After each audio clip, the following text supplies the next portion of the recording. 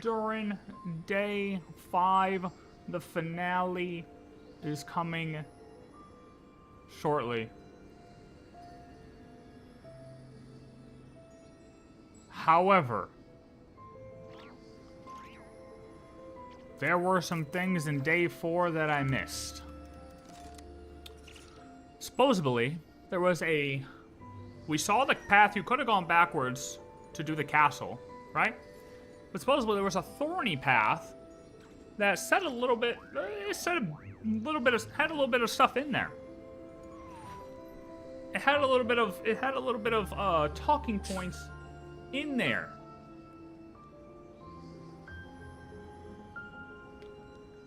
So, I'm going to watch those alternate outcomes first, because I'm going to do a compilation of all days, and I don't want the compilation to be missing 2 paths from day 4 when it had about 10 minutes worth of content in there. Like, that's a lot. That's a lot of talking.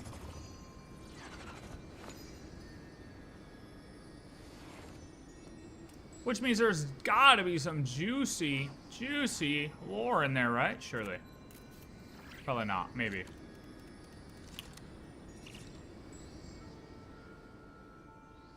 Oh, no! Not what I meant to do. Okay, let's see. So these are the other paths that there were. There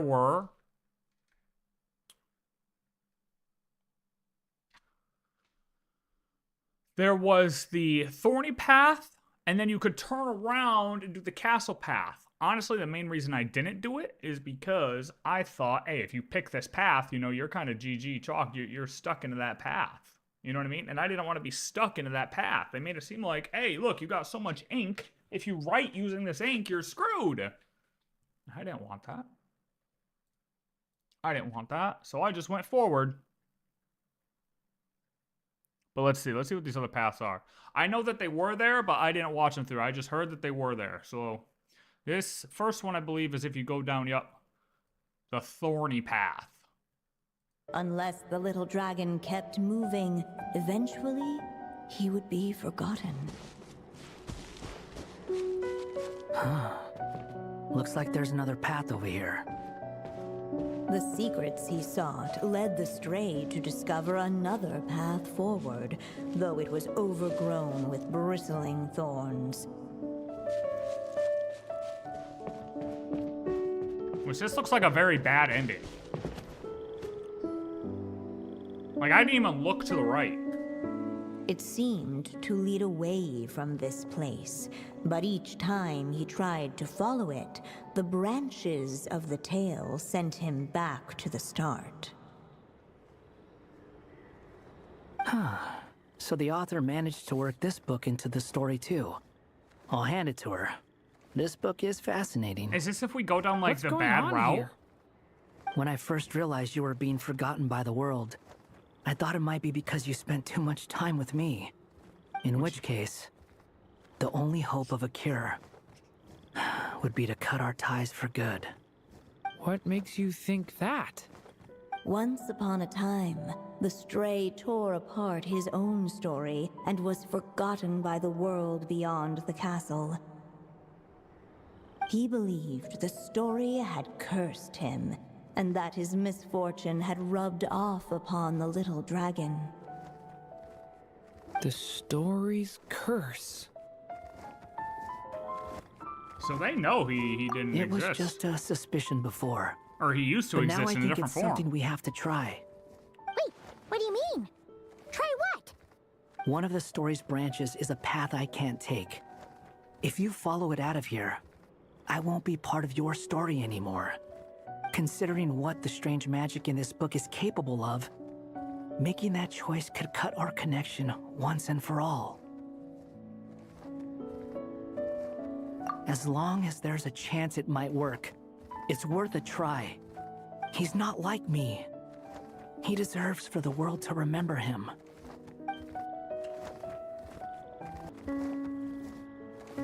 I Well, mean, maybe Hat Guy has his reasons for thinking that way, but that's not the kind of decision I can make so easily.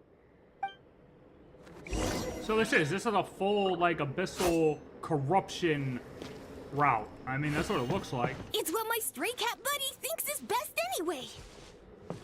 Hat Guy. It's worth a shot. Just don't let this world forget who you are. Prophecy is destined to come The true. little dragon left along the path his companion could not take. And from that point forth, the stray was no longer part of his story. Yet his memories of the stray were an indispensable part of his tale. With the stray gone, the story lost the very spark that had first set it in motion. In the end, the little dragon's story faded into nothingness, and in the world beyond the castle, only the evil dragon's tale endured. Right, because Wanderer's idea is we can't overwrite chapter 5, the evil part.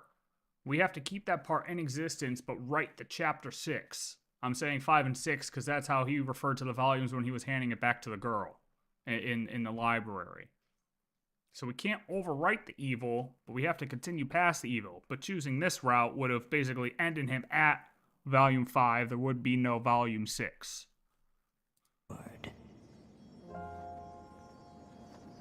Who am I? Yeah. Is this me? Ooh, big dragon POV. Don't Google that. And so the story ended, with the little dragon fading from sight, leaving nothing but the evil dragon's shadow in his place. Oh no! But Durin! Ugh! Way to go, Hat Guy!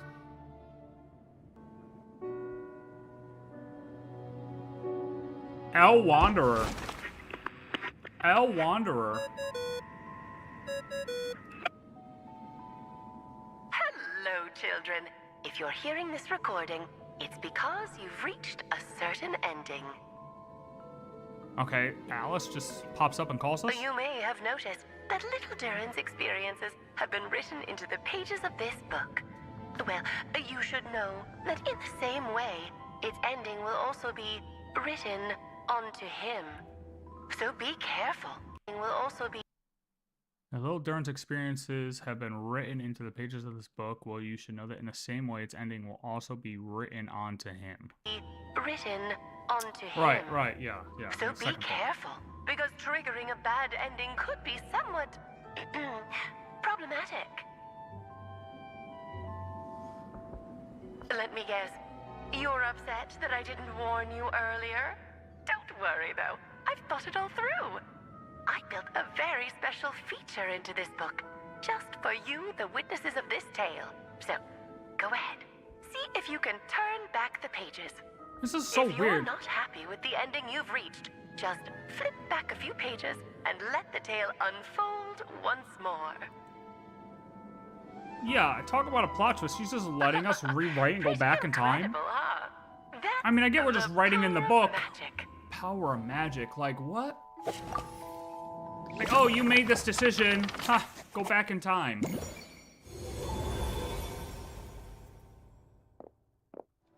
Ugh! That last ending was awful. No way we're picking that path again. Okay, so let's end volume 5. GG What Durin are you is even talking evil, about? always evil. Hurry up and pick a path so we can get out of here. And then they don't even remember either. But Paimon and me are both aware of what just happened. Paimon's also in on this. Normally when we like do some time travel stuff, only we're aware of it. Paimon isn't. Let's pick one together. Sounds like the Interesting. others aren't aware of what just happened. Interesting. But Paimon's not sure how we'd even explain it. Guess All we can do is warn them if they're about to choose wrong again. Interesting. Oh, wait, So what the the author fuck?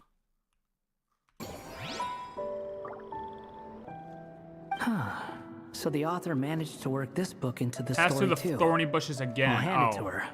This book is fascinating. If Okay, we so go if this you go- way, Durin will forget about you. What? Okay. You'd be choosing a branch of the story that I can't take. Paimon might be right about that. But, at the same time, it could be the answer to your problem. It's worth a shot. Yeah, you're one of Durin's best friends. His memories of you are extremely important to him. And what Paimon's trying to say is, if Durin forgets you, he'll never be able to complete his story. Fair enough. I guess we'll just have to keep searching. Interesting. I find it weird that Paimon is aware of this as well. Looking back, Okay, so this is the other way end he I had didn't take. I come, didn't do this either. The little dragon saw a gentle glow, a warm light that reminded him of somewhere familiar. Okay, going back to the castle. What happens? The castle his mother had built for him still stood tall as ever, and in the paradise behind its walls lingered many joys of the past. Its gates were always open for him, a haven where no tales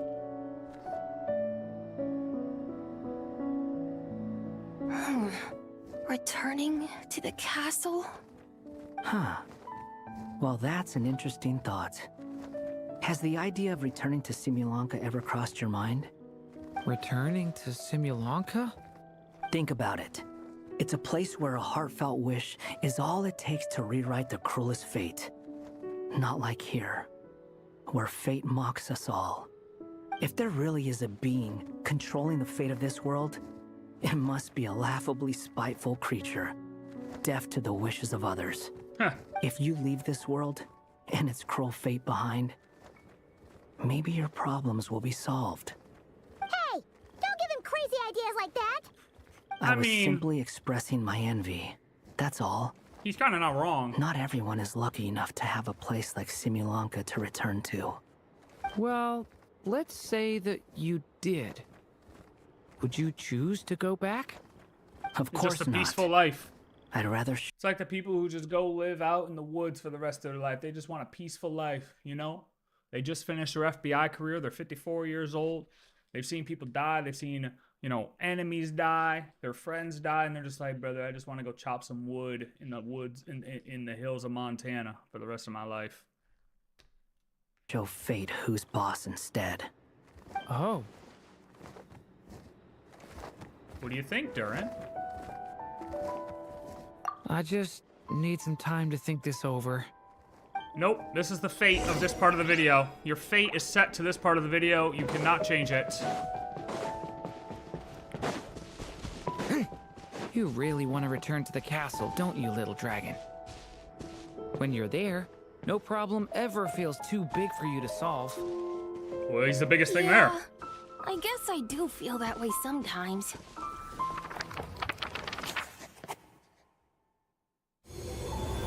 As the little dragon slipped back inside the castle's walls, the clamor of the outside world fell away. Peaceful life.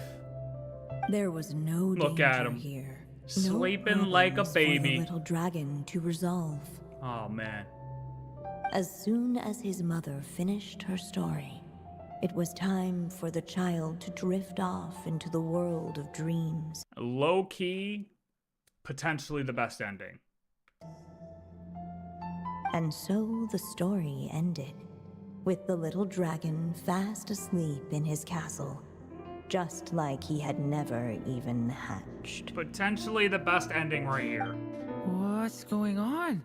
Oh, I feel so weak. unless. What's happening? Durin, wake up!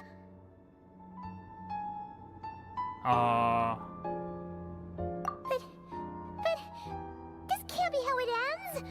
Durin promised to bring back everyone's memories. There's no way he'd accept an ending like this. Whoa, hold on, yeah, if he's sleeping the whole time, that's not the best ending. No, no, no, no, no. Remember, if you're unhappy with this ending, try thinking of a way around it. Alice, rewrite, redo, redo, redo. Redo.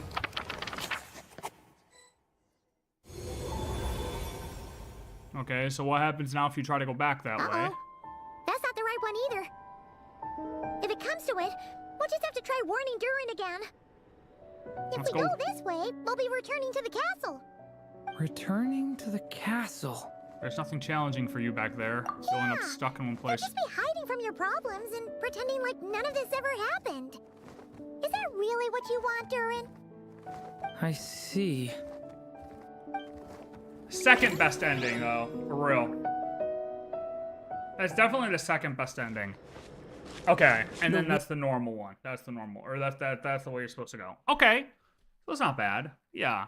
So basically, it's kind of cool how they did it too, because it's forked 3 different ways. So it's like you go forward. If we refer to how Wanderer said it when he was in the library with the volumes and all that stuff, he was trying to return Volume 5, but an updated Volume 5. But because the Volume 5 they already had in the library, he was returning a new one with new shit in it. And she was like, nah, bro. And he was like, oh, I have Volume 6. Let me give you Volume 6, which is just the next chapter, right? So this 3-way fork, basically you go backwards. That's like the end of Chapter 4. Chapter 4 and 5 currently exist. Chapter 4 is the end of the castle. Chapter 5 is Abyssal Durin, Evil Durin, which is also kind of written right now. But we can't do that. Bad ending. We don't want to end there. But Chapter 6 going forward is you allow 4 and 5 to still happen, but now we're going to write 6 still. Wanderer was worried about Chapter 6 because he was like, oh, this is kind of how we went before, you know? After old Durin went and got abyssal power, corrupted, died, whatever, then we tried to go into Mondstadt and write Chapter 6, but they weren't. They were trying to overwrite Chapter 5. Okay. All right.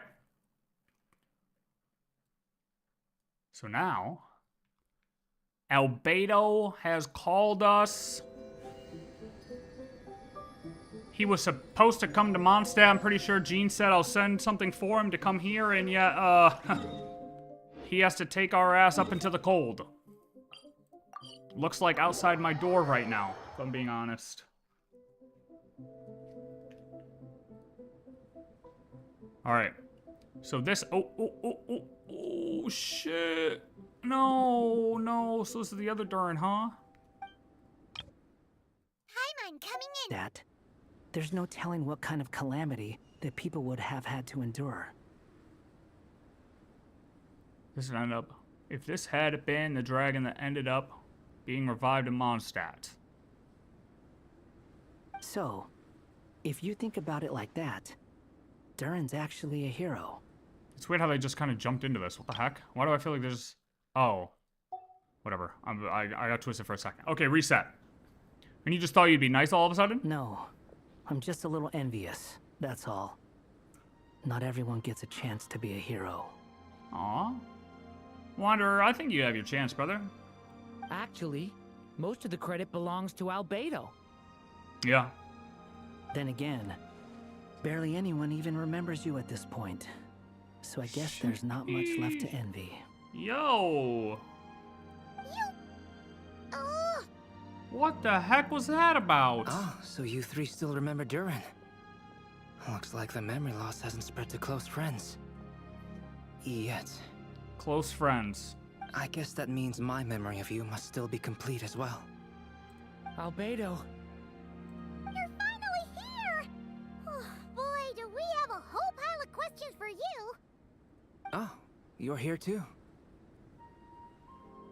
I think I've pieced together some of what happened to him. But what's your take on things? Yeah, Albedo, give us answers.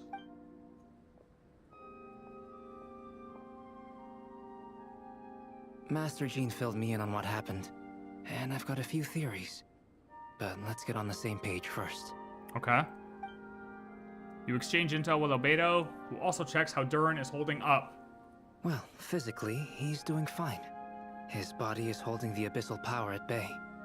And there's nothing whatsoever to indicate any risk of collapse. So, from an alchemy point of view, there's nothing wrong with him? The issue isn't so much that the abyssal power within him has gotten out of control. It's that the connection between his will and body is fading. Connection between his will and body is fading. If he ends up losing his conscious will, his body will fall back on its biological instincts. And that's when the abyssal power within it will take over. Okay, but if that happens, we get the same story. This book mentioned a witches' gathering. It seems like quite a few of these witches got themselves involved in Durin's case. Which brings me to my theory. Durin is kind of dusty. Bringing fairy tale Durin into this world to replace the Durin on Dragonspine means using one Durin's fate to overwrite the others. But Can't do that. the power of alchemy alone would not be enough to pull off such a feat. It would have required the combined use of Miss Barbeloff's astrology, my teacher's alchemy, and Aunt Alice's magic. After learning of Miss Barbeloff's prophecy, Durin and I finally came up with a way to settle the Dragonspine Durin problem for good. And I took care of the alchemy side of things, which, looking back on it, seems to have been a part of their plan all along. Okay. So now, there's only one thing missing. The magic. As for the fate theory our friend in the hat just mentioned, I still can't figure out how any kind of magic could possibly influence the fate of Tevat. But I'm certain that the answer lies within this book. So, the reason Alice had us complete this book was to make that magic possible? I mean, can we just write whatever? Can we just say, you know, he wants to play Grand Theft Auto for the rest of his life? Like, can we just write whatever? A form Would of that work? magic powerful enough to rewrite fate itself. Well, we've no time to lose. I just need to take a look at the book. Okay. The next part of the story most likely relates to me. So the memory that unlocks it must be connected to me too. Yep. Huh? Huh? The giant tree was home to a broken branch, the shape of its splintered arm aligning perfectly with the branch that had burst forth from the castle walls. Join yourself to that broken bough, for there you may take root at last, and henceforth bask in the sun and rain of the world beyond the castle. But first, fetch the stickiest clay and let it bind the scar of the break. I see. He sees. Yo, elaborate, Albedo. Guided by the breeze, the little dragon arrived at an alchemist's workshop. All right. There he was greeted by a clay figure, a child molded by the sage witch's hands. Though gentle in appearance, he had inherited his mother's cold, sharp wisdom. And he was determined to avert the calamity the evil dragon would bring, and so was his helper, none other than the little dragon himself. Interesting. So is that saying that...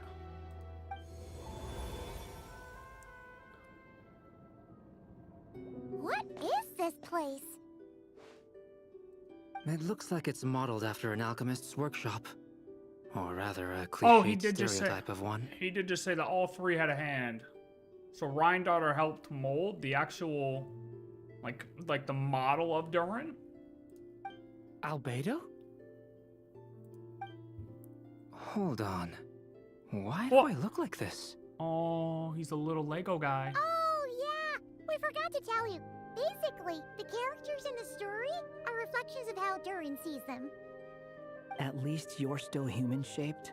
Well, since Cat Guy has taken on a different appearance too, that must mean the two of us are both characters in the story. Zing! But Cat Guy. you, Paimon, and Durin haven't changed at all. You must be special figures in some way. You could say that. I'd like to know more about that too. But seeing as none of them can explain it, let's just concentrate on moving the plot forward. Let's take a look around.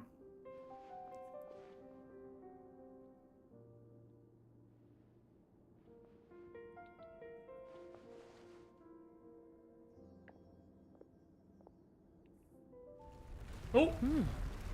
Hidden door. And just like that, the Ooh, group black and white. stumbled upon a hidden passageway. Intricately crafted, it seemed to lead them towards another exciting chapter of the tale. Come on! What are we waiting for? Next chapter? Here Oh, we come! there's a wall there. Invisible wall. But this was a chapter that had not yet been written. Ahead of them was a storyless void, and they could go no further. What? Then what's the point of having a path here? Maybe the author had a flash of inspiration, and then their mind went blank. Sounds like a pretty bad habit for a writer. Oh, Over here. I found something. it's a heart. It's a life. +1 life. What the clay figure found was none other than the evil dragon's heart itself.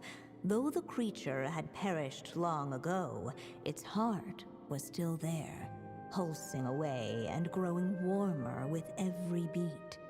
And the clay alchemist knew what it meant.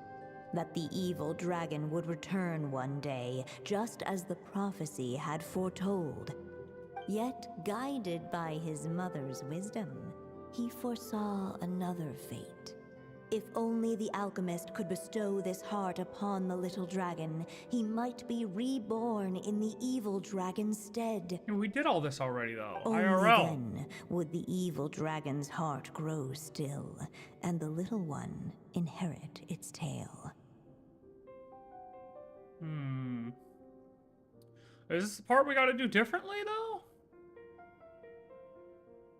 This might be... Sounds like this chapter's about Albedo bringing me to life? Maybe this is the part we got wrong? If that really was the solution, though, this would have been over the minute I finished the transmutation. So why is Durin still being forgotten? There has to be some other reason. There's still places we could check. We have time. Yeah, I'd like to explore the area a bit more. Oh!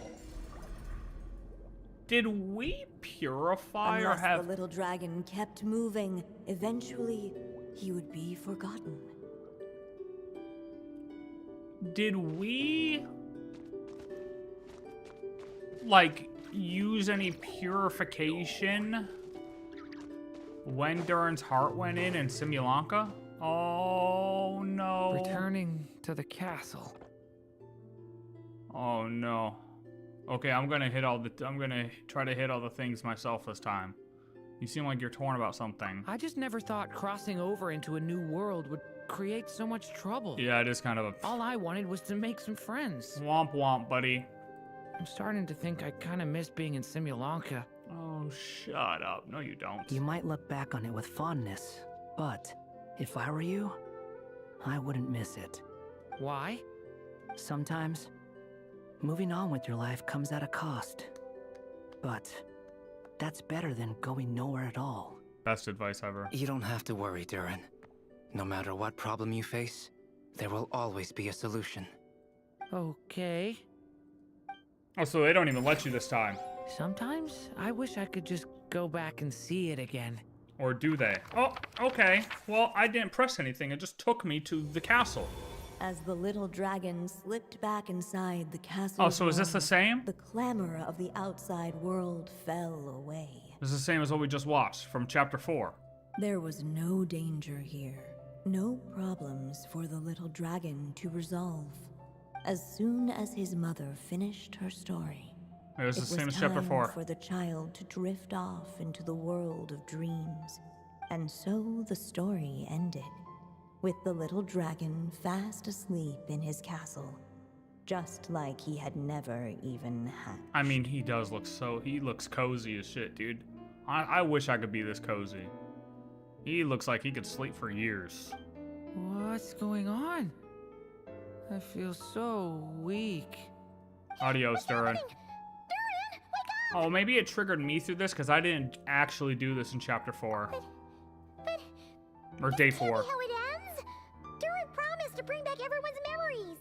There's no way he'd accept an ending like this. Oh, see, I never got this because I didn't hit this in day 4, so maybe that's why it's doing it for me, perhaps? Hello, children. If you're hearing this recording, it's because you've reached a certain ending. Alice? You may have noticed that little Durin's experiences have been written into the pages of this book. Well, you should know that in the same way, its ending will also be written onto him. So be careful, because triggering a bad ending could be somewhat problematic. Yeah, I mean, she could have told us ahead of time. You're upset that I didn't warn you earlier? Don't worry, though. I've thought it all through. I built a very special feature into this book. I can't just skip. for you, the witnesses of this tale. So, go ahead. See if you can turn back the pages. I could try. If you're not happy with the ending you've reached, Something just tells me I'll flip succeed. Back a few pages and let the tale unfold once more. Talk about a plot twist. A lot easier to do it this way than go through the cycles like we had to do on Honkai. You know what I mean? The power of magic. Golly. Flip back. What if I want to just keep it there? What would happen, you know? Like, can I just keep it there, Alice? No, I want that ending, though. Okay, so what happens if you try to go back again here? Unless the little dragon kept moving, eventually he would be forgotten. Does Alice, does Paimon say something this time? If we go this way, we'll be returning to the castle. Okay, same thing. Returning to the castle. There's nothing challenging. Yeah, okay, yeah. You'll just be hiding from your problems and pretending like none of this ever happened. Is that really what you want, Durin? I see. I see. Okay. Go back. Don't go that way. Get bad. Alright. I can't even read. Fuse with the heart of the evil dragon. Hey, look. I'm not gonna lie, like... Fuse with the heart of the evil dragon seems like the way we have to go, but like, that seems... This seems like the crossroads we messed up originally. I feel like destroying the heart is the, like... What does happen if we destroy the heart? Because like my natural instinct is like, oh, if we don't try to overwrite this again, that's good. Do you think we could just destroy it? Yeah. What would happen? Be it the calamity headed for Mondstadt or my inability to leave behind a story of my own, doesn't it all come down to the fact that this heart never truly died? Like, can we purify this at all? What if, here in this story, we could finally destroy it? Or can we just purify a little or something? Could Aunt Alice's magic really allow us to do what's theoretically meant to be impossible? Either way, it's an intriguing idea. I'm not opposed to giving it a shot. Nice smile, bud. Durin! It's just... Yeah, would he cease to exist, though? I'm still afraid someday, even you guys will end up forgetting me. If there's even the slightest chance it'll prevent that, I'm willing to try anything. But I'm not sure if I can destroy it on my own. Chances are, I'm gonna need your help again.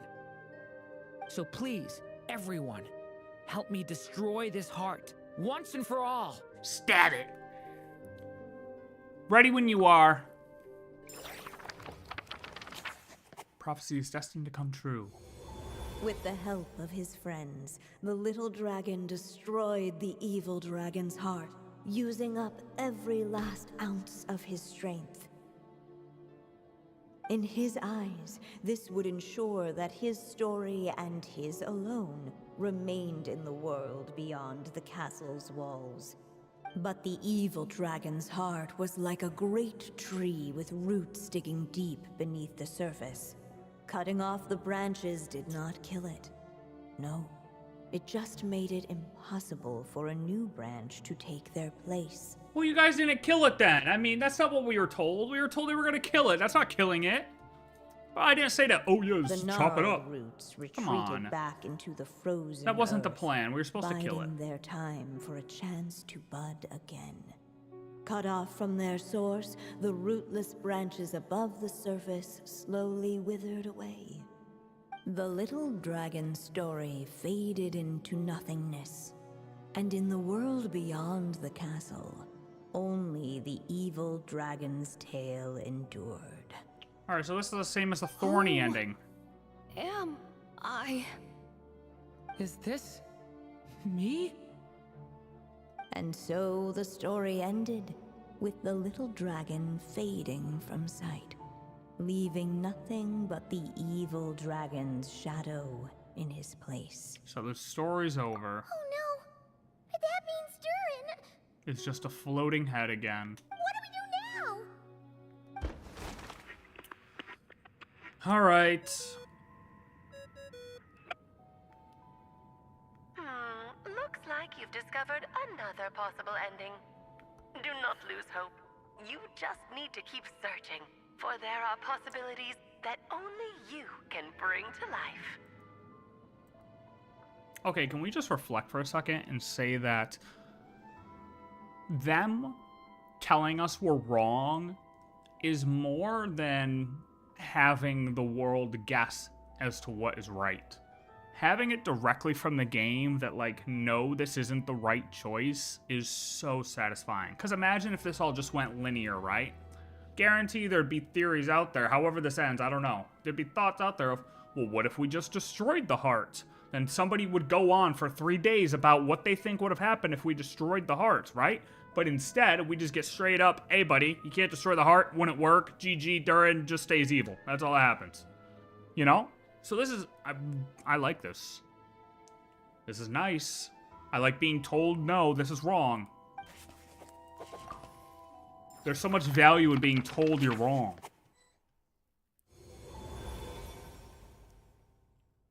So much value in Unless that. the little dragon kept moving, eventually he would be forgotten.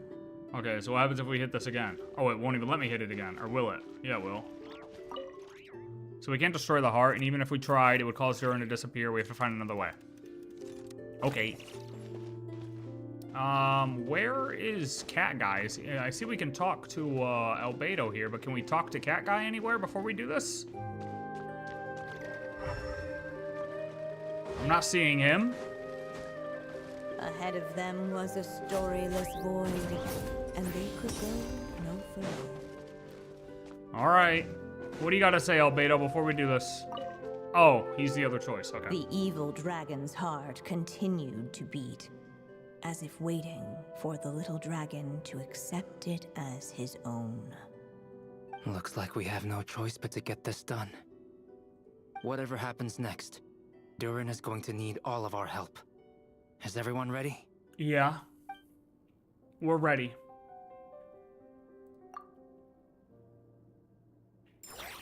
What the clay figure found was none other than the evil dragon's heart itself.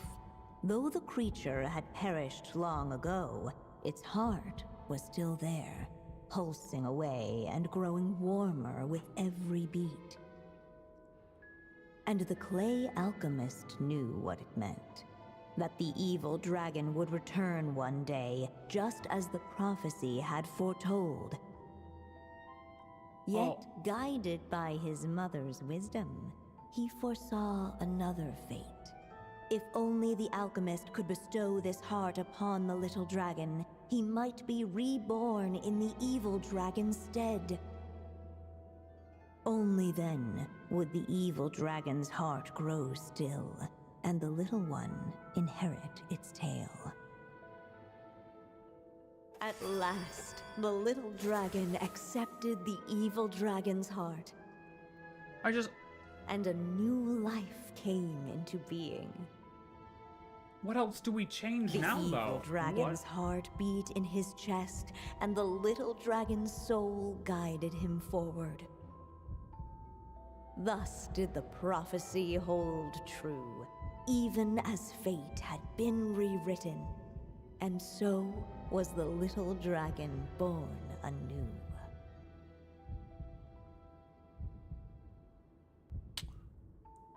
So, yeah, no matter what we did, he ended up at the same spot. And also, I realize now, when they were talking about the clay figure earlier, they were talking about Albedo. For some reason, they made it sound like it was, like Durin was, the human form of Durin was formed. It might have been after we look at that part. I don't know. But clearly, the clay figure is Albedo. They made it seem like it was Durin too. I don't know. Happy ending. That must be the last step, right? Woohoo! We completed the story. Paimon. No, we didn't. Why are we still here? Born anew, the little dragon set off once more, his story far from over. Huh? So, that wasn't the end? What comes next might be the most crucial part of all. The real last step.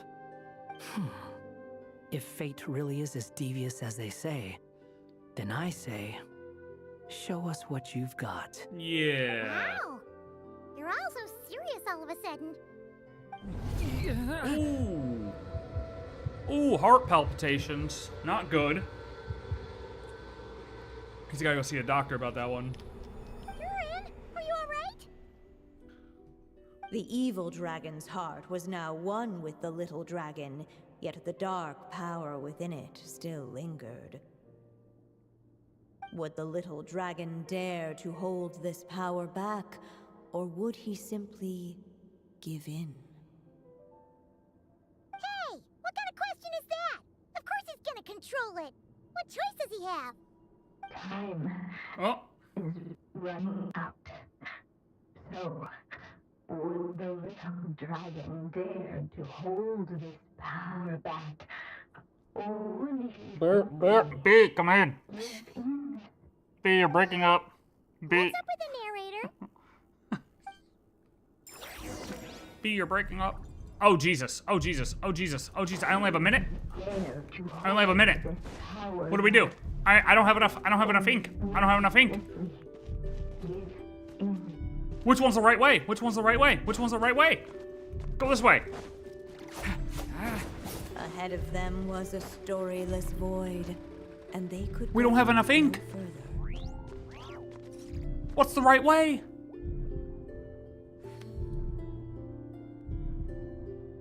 Would he dare to hold this power back? Or would he simply give in? What if I choose to do nothing? Put my hands when I'm nervous. I just really want to make friends with What happens if everyone. you do nothing?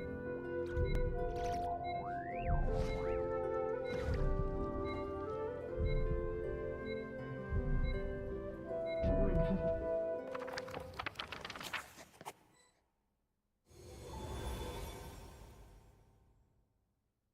Worst The ending. little dragon was at an impasse. Shit, and worst the dark ending. power within him surged like a tide. Unchecked, the darkness engulfed everything around it, including the little dragon's soul. Okay, that's not bad. The little dragon's story faded into nothingness. Man. And in the world beyond the castle, only the evil dragon's tale endured. Is this me? And so the story ended with the Oh no! That means what do we do? Evil ending. Okay, bad ending. That's the bad ending. Bad ending. Evil ending. Looks like you've discovered another possible ending. Is that Do the not same as lose Give hope. In, though? You just need to keep searching, for there are possibilities that only you can bring to life. Okay. Only possibilities I can bring to life as the Descender.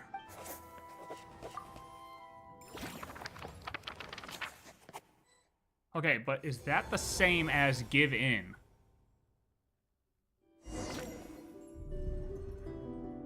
I don't know. Dare to Oh, it is. this power back.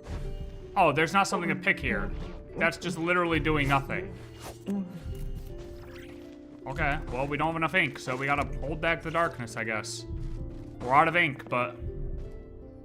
Sure. The little dragon and his companions. Blank. Blank? Blank again. Huh? What's going on? Are we running out of ink? Yes. Once the ink runs out, is that the end of the story? We only have one thing I had left. a feeling this would happen. Oh, did you, buddy? Because you can see the ink bar? You can see the ink bar, can't you? Now that the story's ink was spent, all that lay ahead were blank pages.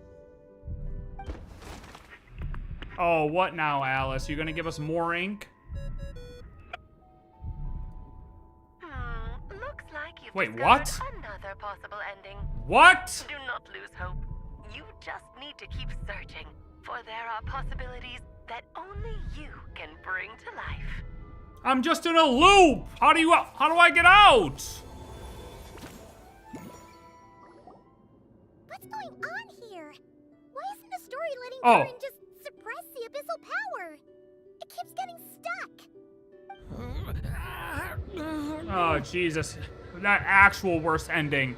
He's just in a loop of heart attacks. Oh my god. Look at what we get. We should have just let everybody forget him. It seems the act of suppressing the power counts as an event in the story. In other words, we would need ink to write it in. So, what now? Did we use too much earlier? Yeah. How are we supposed to write a happy ending with only this much left? How do we write a happy ending with only this much left? We need to let a little bit of abyssal power in, but not all of it. Perhaps? The traveler can Well, purify this a is little, Durin's surely. story. As long as he's alive and well, why should it end?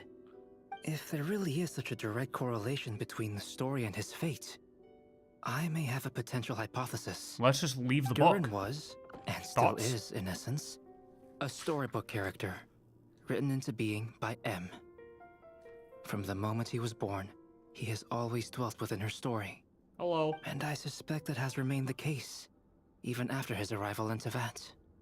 Reviving Durin in the evil dragon's place was an act of grafting this Durin story onto the latter's fate. In essence, that is how his fate was rewritten. But there is a fundamental difference between a being's story and its fate.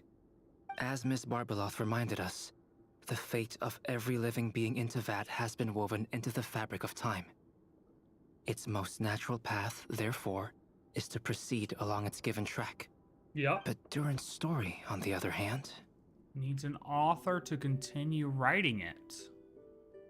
as Durin's connection to this world wore thin, not only have people started to forget him, he started to lose control of the abyssal power within. In other words, his story can't continue, because the author's ink is drying up. That's what it seems like to me. Well, we gotta It go to would seem Staples. The little dragon had made a group of fine friends indeed. We need to make an Amazon order for more ink. Save it. The question is, are you here to help him or stand in his way? Damn, yeah, you talk to the mage like that. Is as far as the story can go. What path will you choose? The story ends now, Durin will just vanish. I mean, let's try it, will he, though? I suppose the final decision is up to me. It's hard to believe I never actually left my mother's story. If that's true, I'd like to go there and see for myself. By there, I take it you mean the blank pages of the unwritten chapter ahead? Yeah, but how? But we still don't even know how Alice's magic works. If Durin belongs inside the story, then going outside of it to some unwritten part, isn't that too risky? I'm not afraid. Then go for it.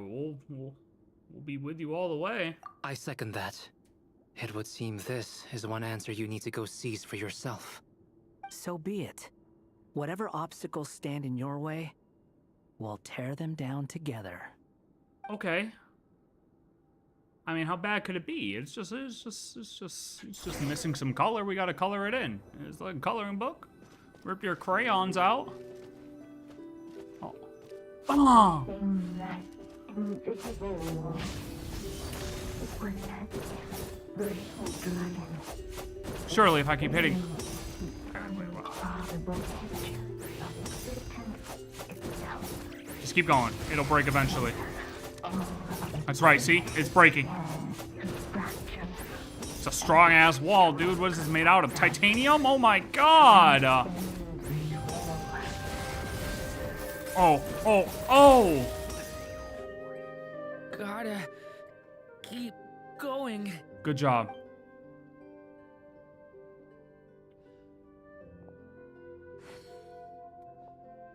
Okay, but how are we supposed to do anything here without ink as well? I don't...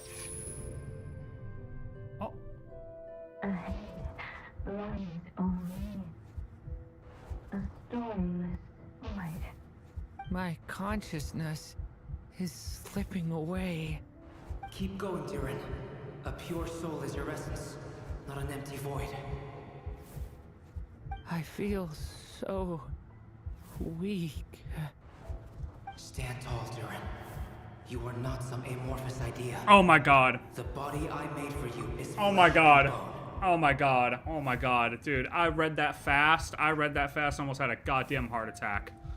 I thought it said Amphorius for a second. Am I truly alive? That's a good question, brother. Yes, Durin, but you must keep going.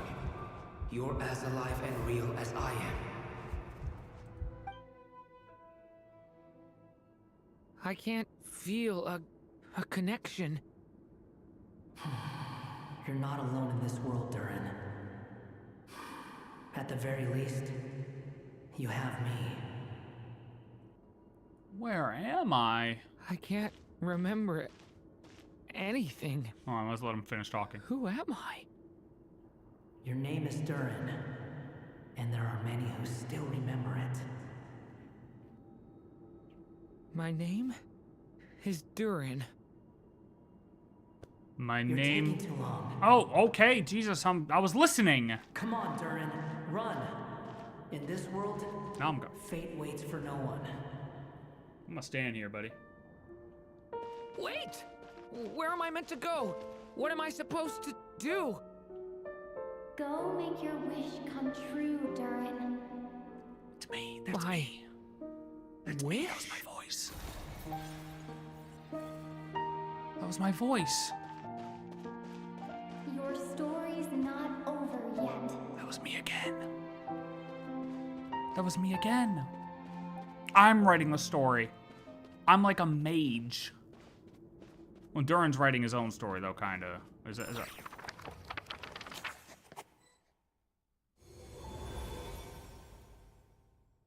Ooh. Silence, huh? Have you nothing to say about my proposal? What? Let me get this straight. You want to graft your story onto this unfinished thread of fate, and in doing so, not only rewrite that fate, but allow the story to live on.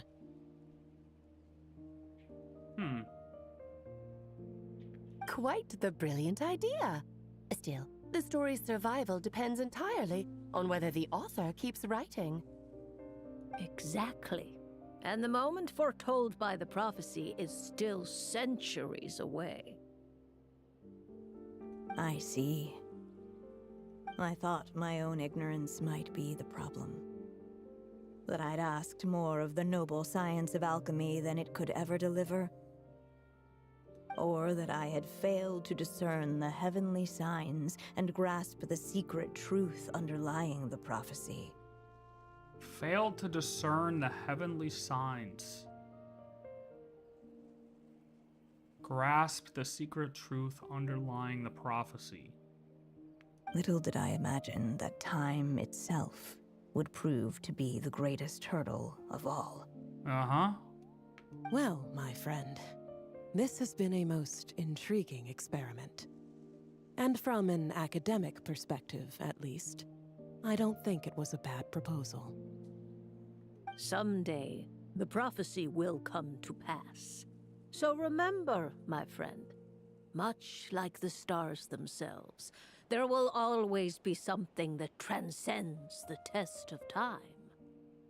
Thank you, everyone. You've helped me so much already. But, Alice, I still have one final favor to ask of you. Will you lend me your magic one last time, just enough for me to keep his story alive until the prophecy is fulfilled? You mean you want me to extend your lifespan? What? She can do that?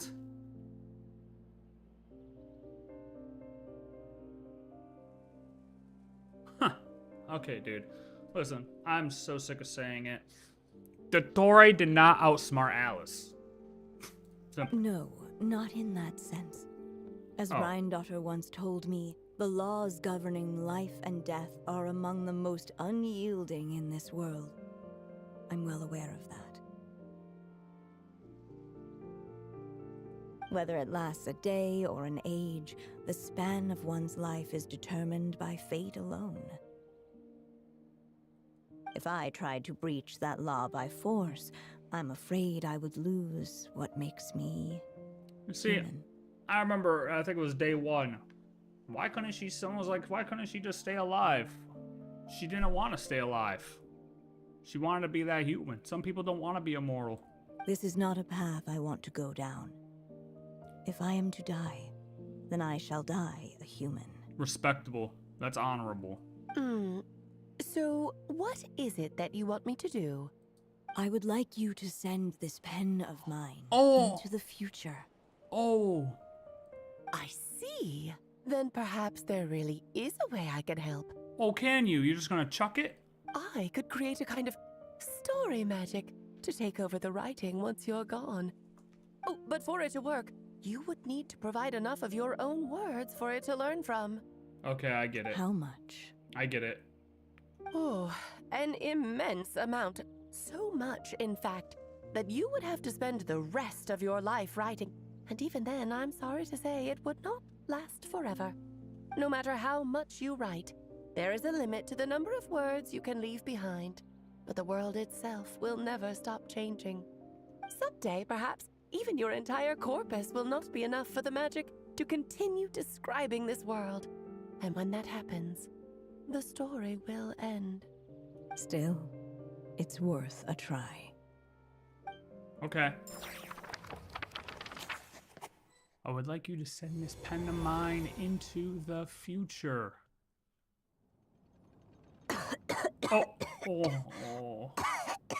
Ooh. Oh yeah, she's gonna cough up a lung for sure. Oh, my dear Anya. Even after all this time, you're still... Look at you. You should be enjoying your old age in peace and quiet, especially now that things are finally returning to normal after that terrible calamity. Okay, so this is after, we're gonna assume, 500 years ago, Conria. Once he leaves Simulanka, things will only get more complicated. If his story is to continue, there needs to be more material for the magic to draw upon. How did this take our whole life to write? We just did this shit in like 3 hours. What? I'll just have to skip over some of the less important details. Ooh, Jesus. Anya, why do you insist on sending him out of the storybook world? Why must he face his fate in Teyvat? Why not just let him remain within the story? With my magic, even fate's curse could be undone and he could live happily ever after. With my magic, even fate's curse can be undone. I suppose. In fairy tales, all it takes is a heartfelt wish. And even a wooden puppet can turn himself into a real boy. That's And Pinocchio. live happily ever after. That's like Pinocchio. That's just how fairy tales end, isn't it?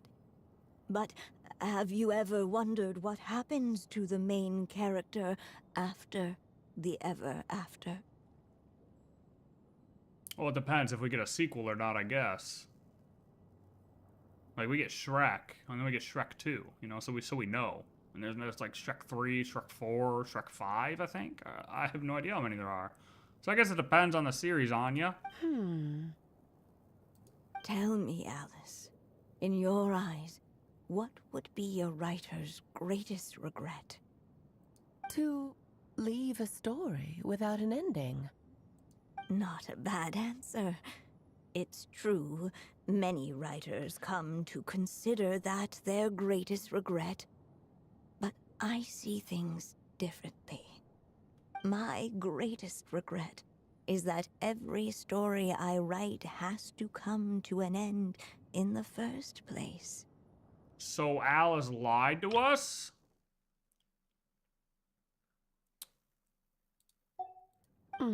Anya. No matter how brilliantly a character shines, the moment their story ends, their potential is lost forever. Okay. For them, the story itself becomes an inescapable fate. But what if, instead, I could place my pen in their hand and let them continue the story themselves? You mean... You said it yourself. I can only leave so many words behind.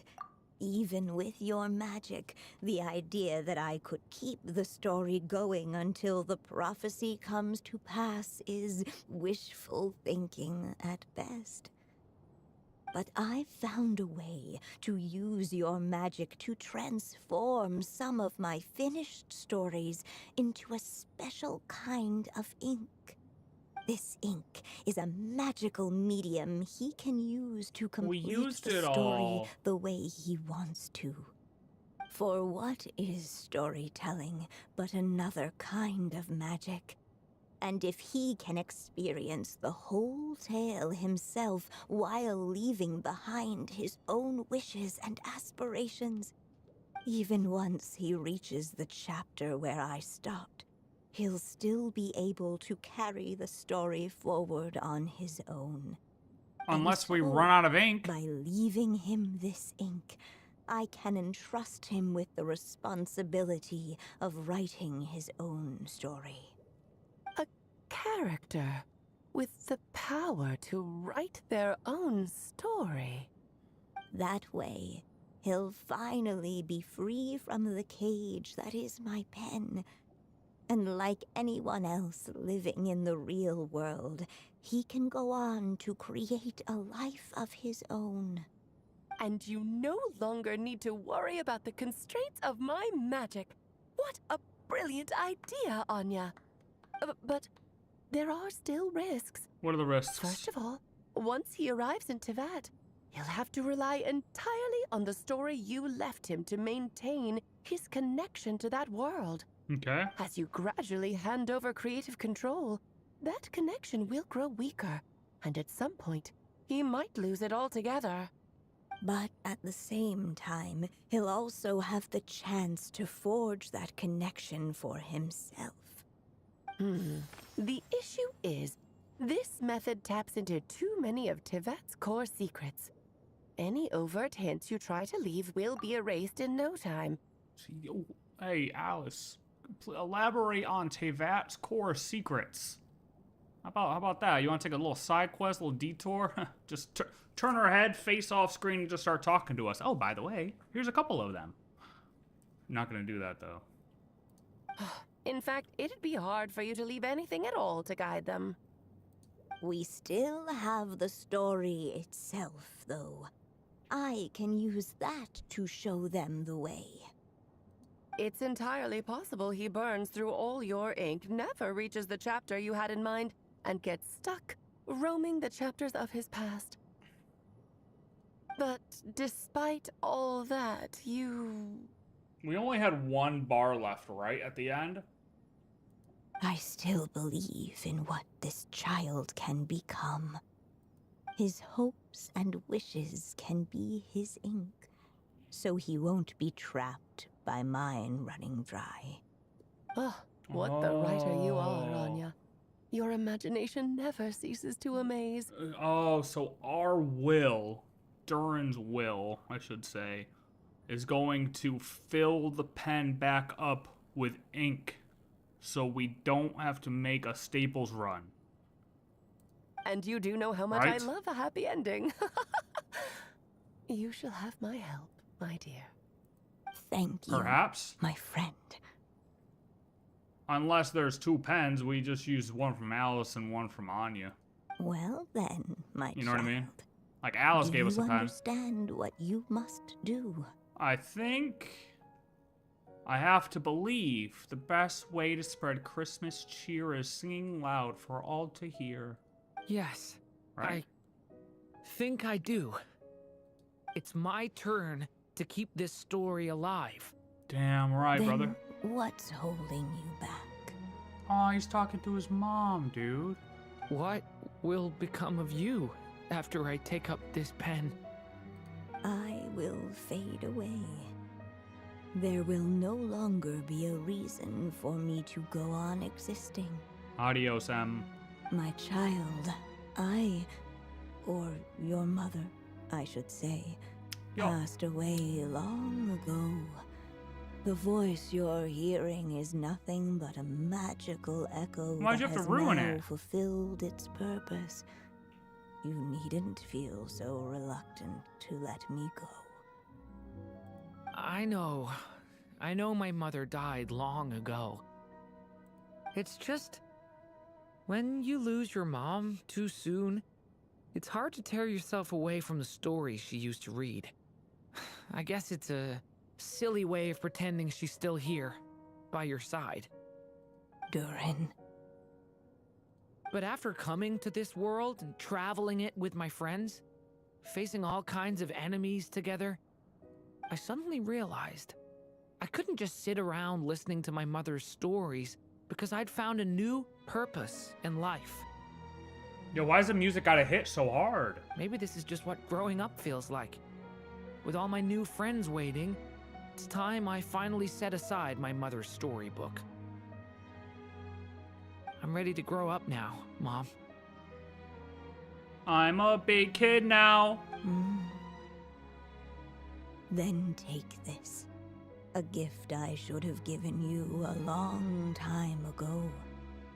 You've witnessed this story it was a from different the pen. very beginning. Made your wishes, offered your blessings, and even wrote your choices into its pages.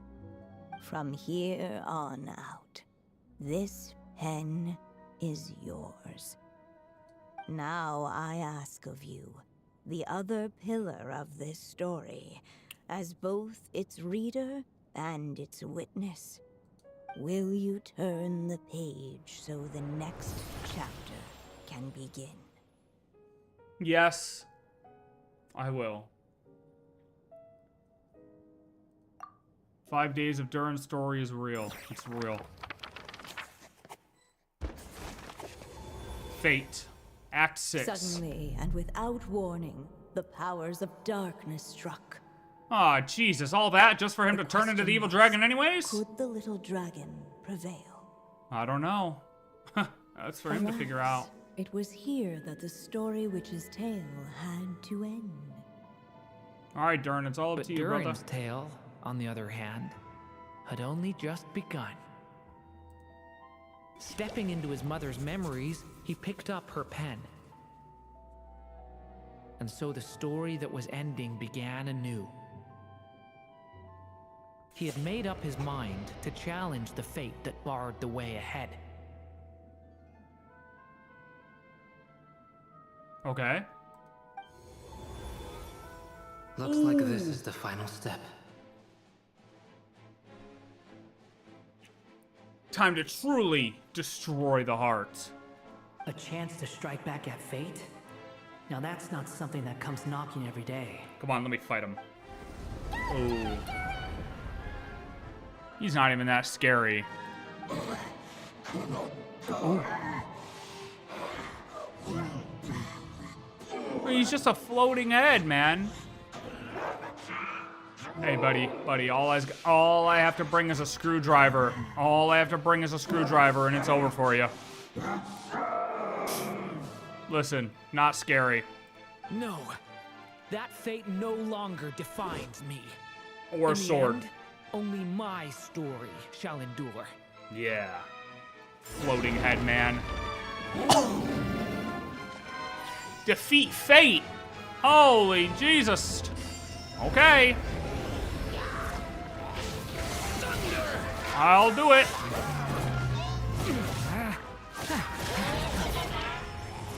Ow.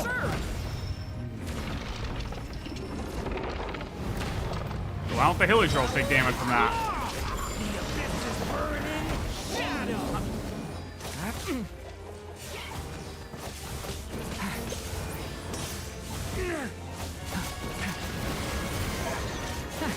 Boom!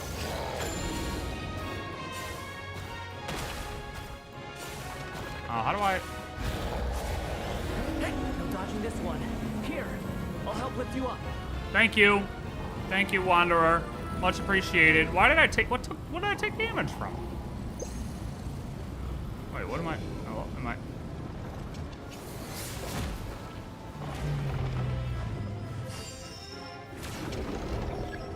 Attack the quill with elemental skill. Only my story shall endure. Boom! So we are overwriting, though. I don't know, though. Are we? We're more... I guess we're really not overwriting. We're kind of...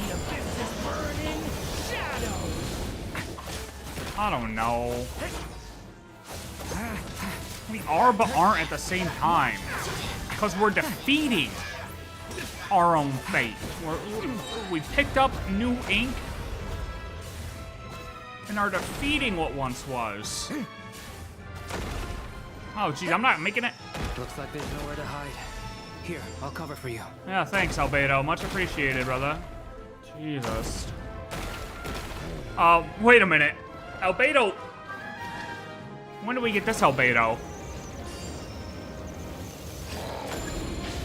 This time, the light prevails. Oh. Hey, that was a great way to end it. Little ult action. It's not chained up anymore. Thank you, Mom. Okay, the ult can stop. The ult can, oh, we're gonna wait for the ult to stop. Oh, it can stop anytime now. Okay, oh, one more, surely. That's it. Nope, one more. Okay, hold on. Nope, all right, one more after that. Okay, Jesus. And so it was that Durin defeated the darkness and rewrote his fate. Okay, so it's But still his rewritten. story is far from over. But it's still the next chapter. We just continued the story.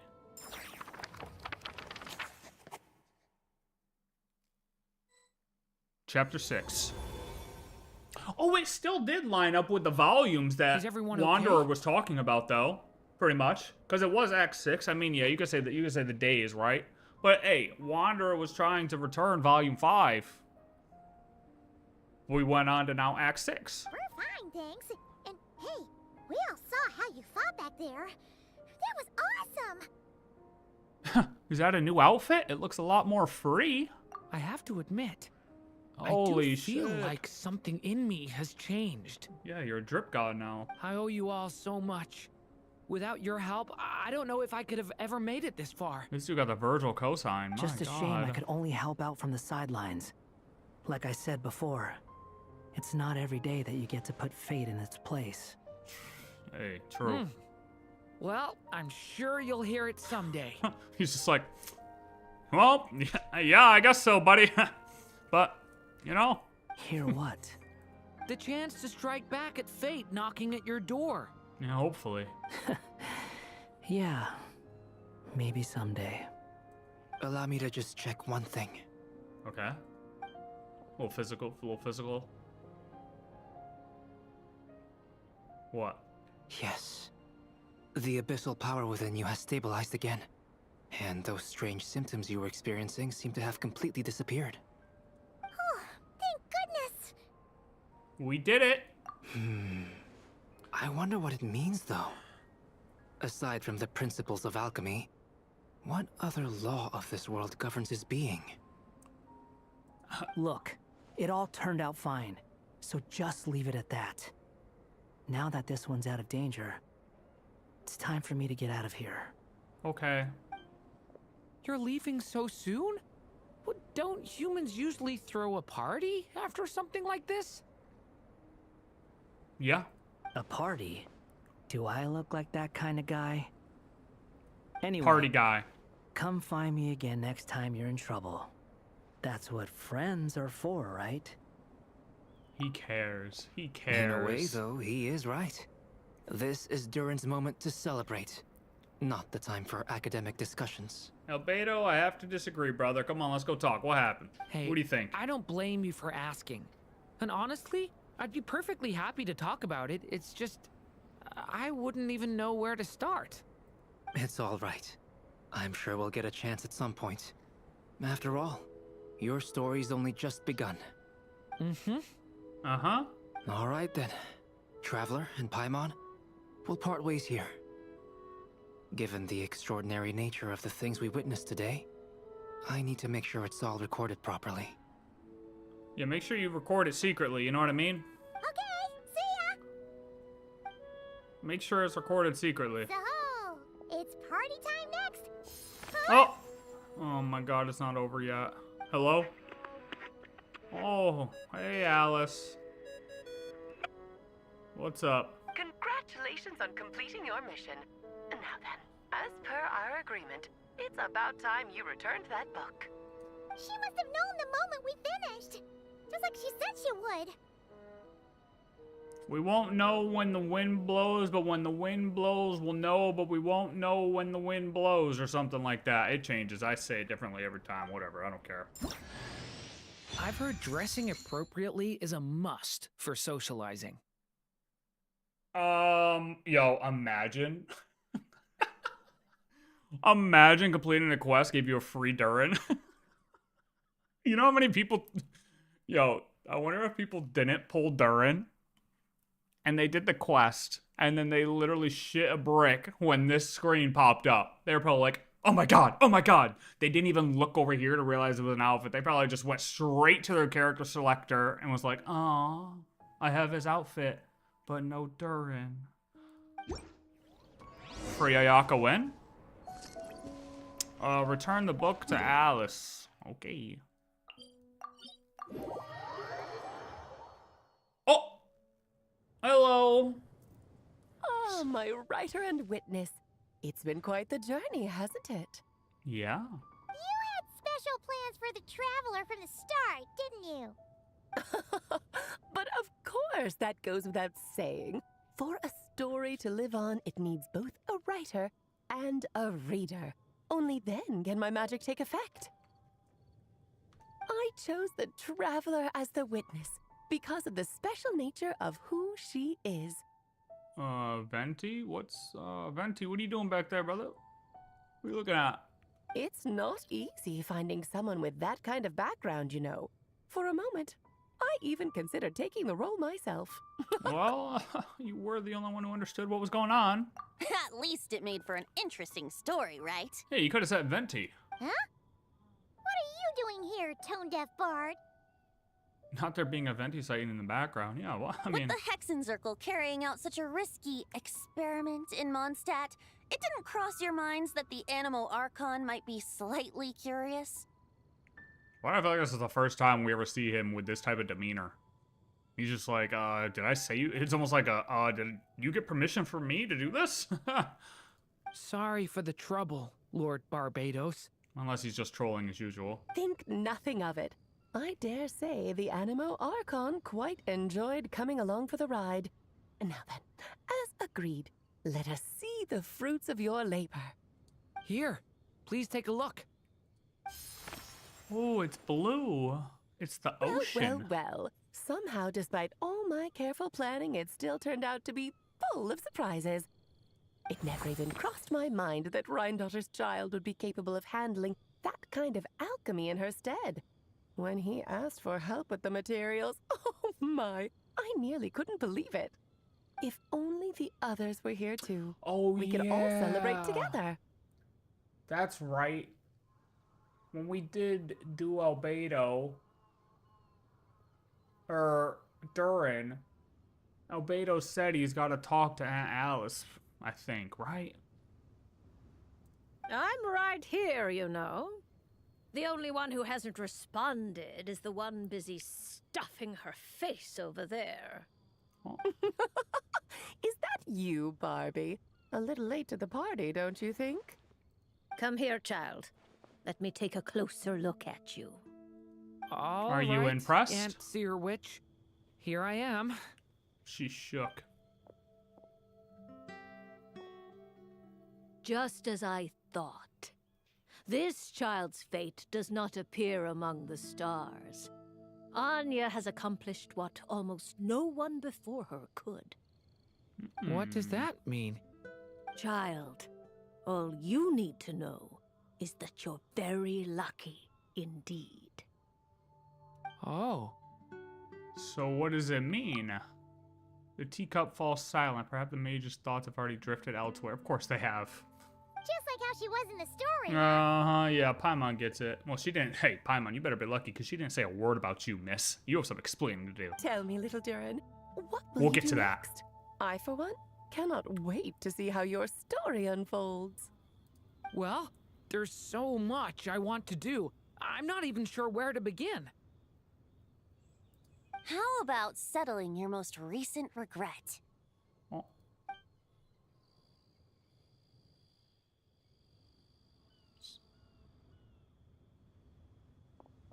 Not so fast, Tone Deaf Bard.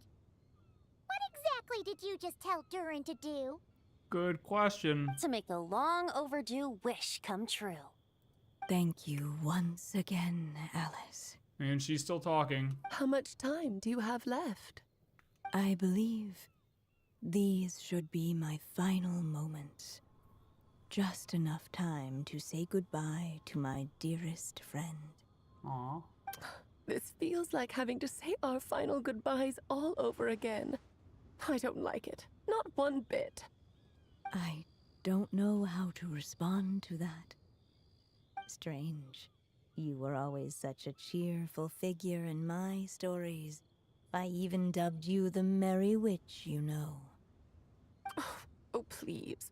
You know full well it was your stories that first taught me what true pain and sadness felt like. Huh. Aside from saying goodbye to me, shouldn't you also leave a few words for the child? Since the book will be his to continue, why don't you write him a little parting note? There's no need. His mother already did that long, long ago. It's up to him now. All that remains is for me to convey it on her behalf. It's up to him now. It's all in his hands. Ooh, cutscene. My child, these may be the last words I get to leave you. I've always thought of the characters in my stories as my children, loving each one of them, just like a mother would. Hey, little guy. But you are the most extraordinary of them all. You alone can defy the fate of this world and write the perfect ending to my story. You alone shall leave these pages for a future I will not see. Still I say to you, fly, my sweet child. Just like a forest breeze yearns for the open sky, head into the unknown and seek an adventure to call your own. If you meet a dragon bright as 1,000 jewels, dance through the air together. Oh my god, do we get to see it happen? Venti are said it not wasn't time. alone, Is it time now? For this world has accepted your place in it. Do not lose heart. You still have many wishes left to fulfill. She does have a good design. A long Ooh, tale even- awaits you, my love. Let songs and flowers be the ink that fills its pages. Take my pen and use it to continue your story. Look at that. They're not fighting anymore.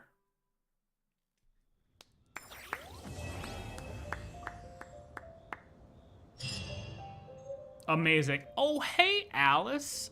Tale of Durin, a magic book left by M.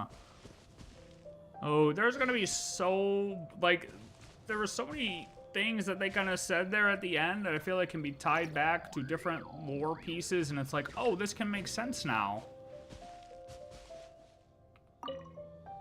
There you go. Your very own copy of the book. Thank We you. wouldn't want one of the story's key witnesses to leave empty-handed, now would we? No, no, no. Of course, this copy isn't magical in the same way. It was But a rest girl. assured, all the twists and turns are still there. You just gonna stand here? Is that it? Can't you tell us more? Just tell us more. Just we have her right here. She's not disappearing from us. There Just you ask go. questions. Of course, this copy It's is such a tease. I just, man, just ask questions. Oh man. Very interesting. Little things in there that make, you know, certain rules of Tevat more questionable. So, I mean, yeah, we learn a bit about Durin, but the whole rules of Tevat that we're just familiar with and what's possible, what's not possible. Who is this lady? I mean, Alice is, she got secrets, man. She got a lot of secrets.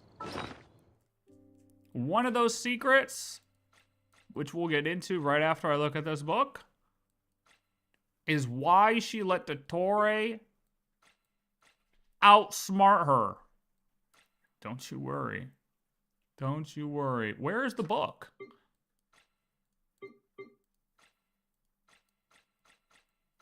Oh, there it is. Read.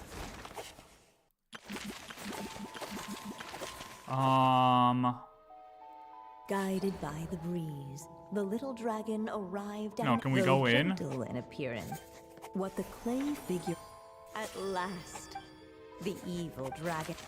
Oh, it just goes through, so there's no going like back in to talk to Suddenly anyone. and without warning, the powers of darkness struck. Alas, Stepping into his mother's memories, he had made up his mind. And so it was. But his story is far from over. Okay. So you just get the full story again. All right. There's no going back into anything to talk or any hidden things at this point. So, which means there's probably nothing within 6, because that's all you get. Fun. Completed. Completed.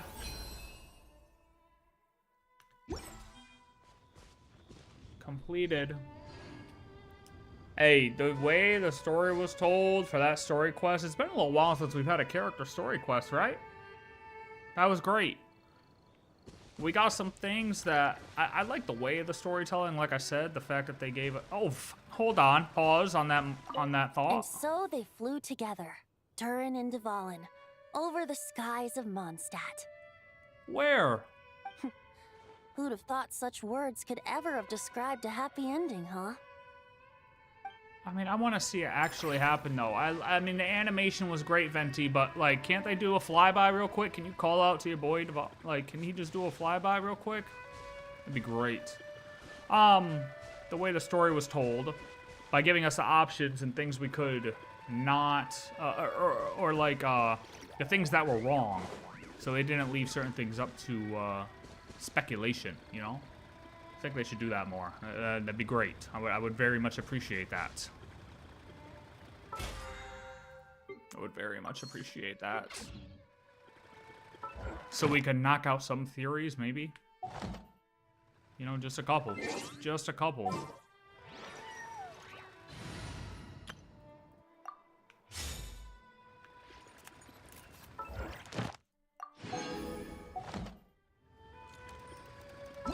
Cutscene was good, but I think like realizing Durin's like sitting there talking to his mom, even though it's not his mom, that was pretty impactful. That hit a little.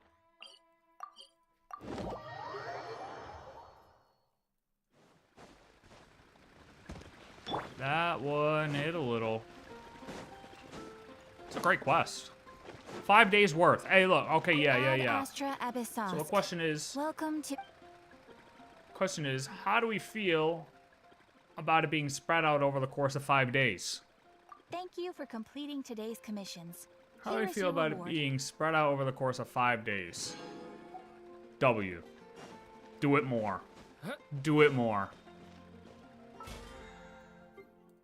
I say they do it more for other quests too. Maybe not for the Archon quest. Maybe not for the Archon quest. But the other world quests, side quests, character quests, whatever else, sure. Archon quest, no. Oh, why not the Archon quest, do you say? Well, because the Archon quest, you want that to feel like it needs to happen immediately. You want the pace to stay there. Pace, pace, pace. You want it to be, if you want to knock it out, you want to do it. You want to feel that sense of urgency. And if you have to wait a day, with however serious the Archon quest is supposed to be, the days won't work there. These quests are okay, because you're not supposed to feel that sense of urgency that you do in the Archon quest.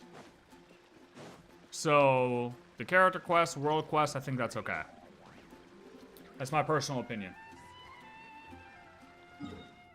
Oh. Do it more. All right. Let's let me go.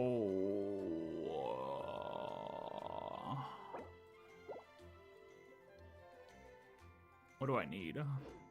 Do I have all his books yet?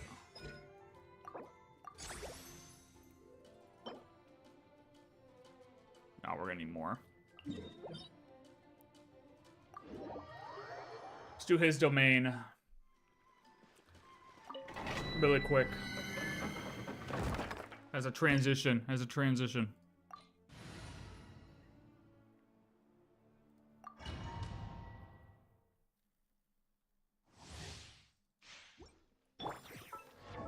Oh, she might be able to get level 10 today. I can not use her in this dungeon.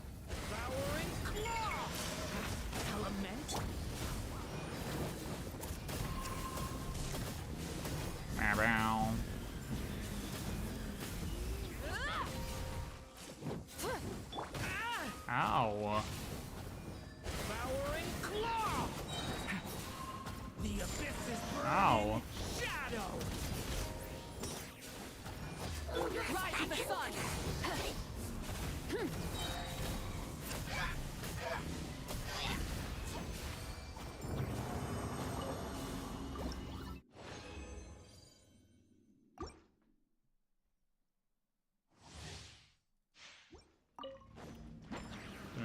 Ow. Stay back. Ow. Oh, whatever. From the sky.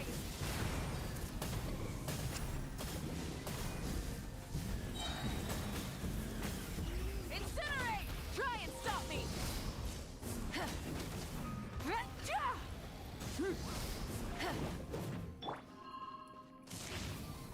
The story has only just.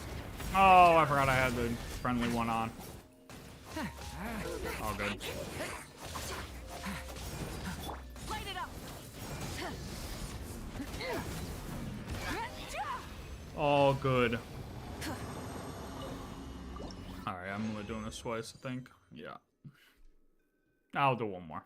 Then I can just clear this out. Uno más. Uno más. Light of the blazing sun. God, I hate how these things run away.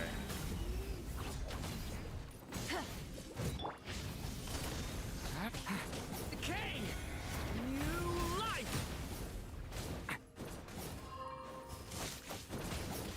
Burn it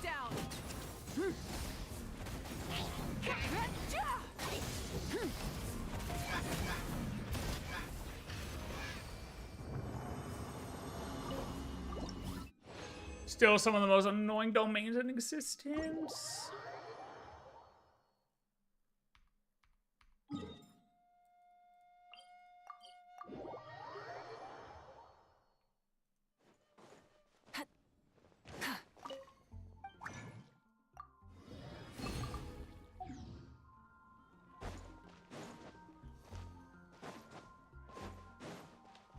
Ad Astra Abyss.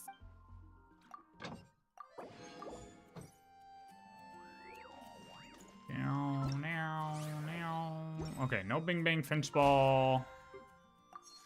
Battle Pass. Oh, did never get level 10? No, what the hell? Wait, what is... Oh, I gotta put his new outfit on.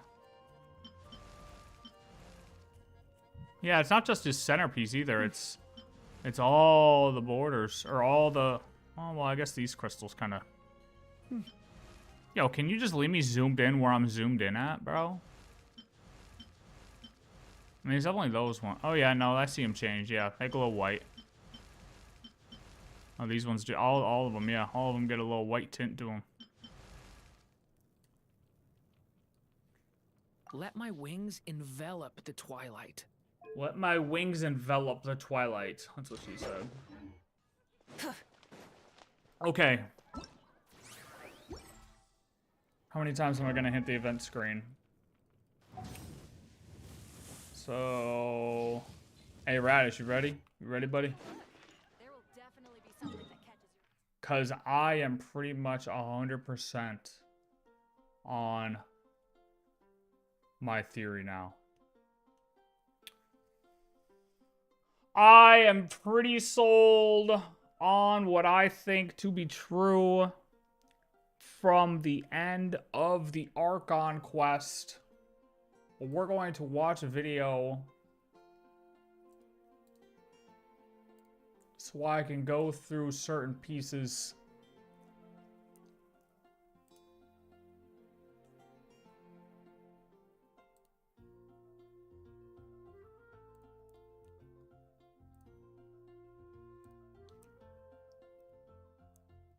So to give a premise,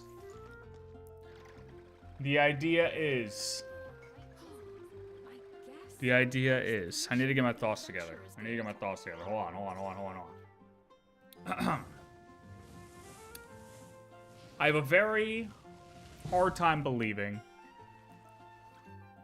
that I have a hard time believing that Dotori was able to outsmart Alice. And the hexencirkel at that. So, why would Alice allow Dotori to get away with his plan? Well, simply put, the answer is Columbina needed to go back in time. She needed to go through the moon portal.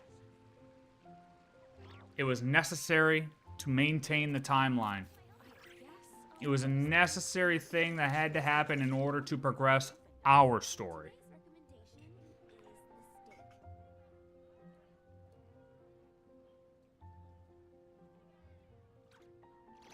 Columbina mains were so cooked. Exploration and trials. I'm running to the bathroom, then we'll watch this. Is right This will up my explain some. alley. Oh, you better lock in, buddy. You better lock in. You better lock in. Which should I choose? Haven't you heard? There's a strange wanderer near Wolfendom. Welcome.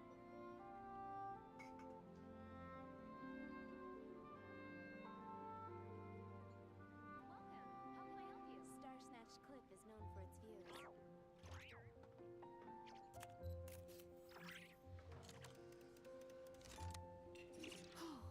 I guess I'll post a commission at the Adventurers Guild. Heard? There's a strange wanderer near Wolfendom. Is the stake. The neighboring nation of Durin. Star Snatch Cliff is known for its views.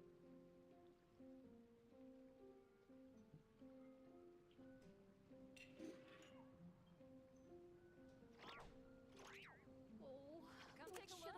There will definitely be something that catches your eye. I hope you guys are locked, alright? Because we're gonna figure out how Columbina is gonna cheat death. We're gonna figure out why she's not torn up by a moon gate. We're gonna figure out why Rerir ended up in the way he did. We may even figure out the outcome of Thelindis. What happened to Thelindis? We're not gonna figure out any of these things actually, because they're all speculation, but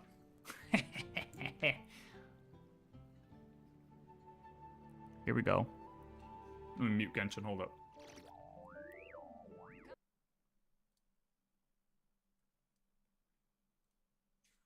If you haven't played Luna 3, goodbye.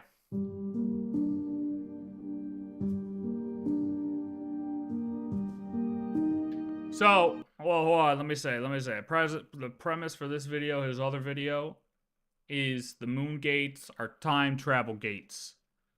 There's some reasons he explains in that other video. I agree. If you haven't seen that video and you're watching this, because I'm going to put this part on YouTube separately.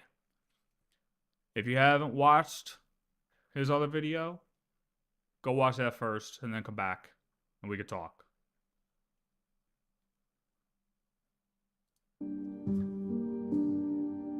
Alright, I'm gonna say, hold on, hold your thoughts. We'll come to pause points, don't worry.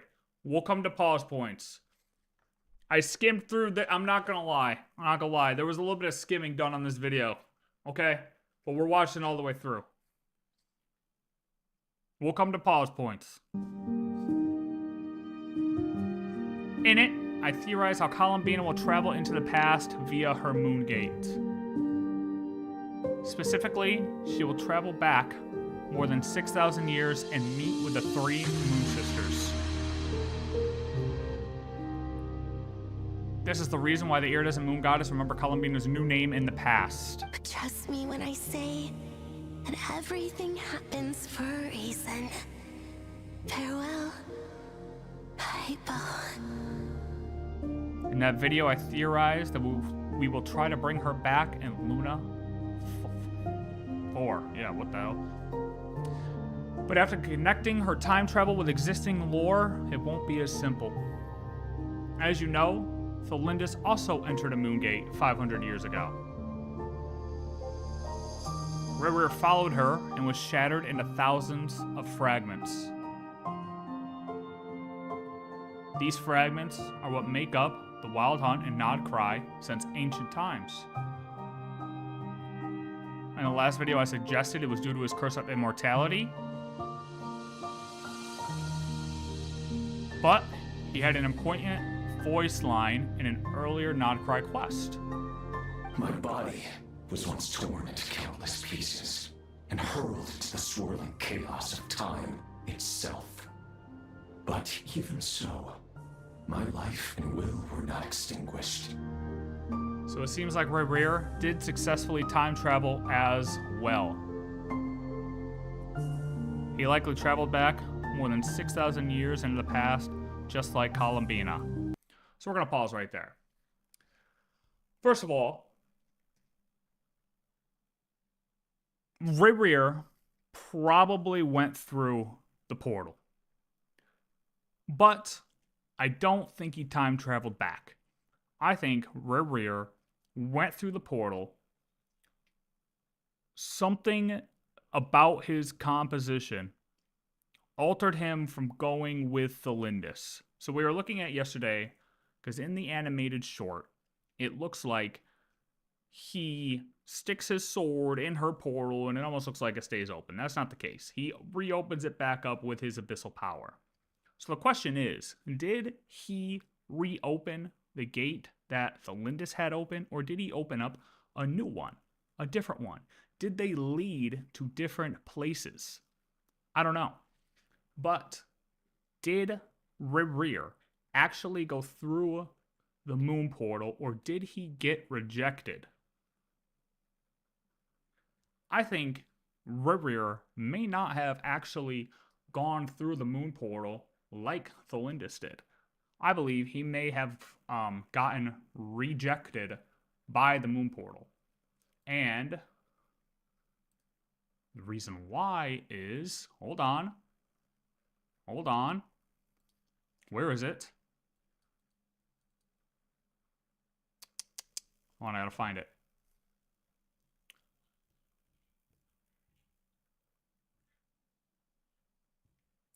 Oh, this was at the, hold on, I gotta find this part. I think it's on the, River Wiki. I think it's on his wiki page. Hold on.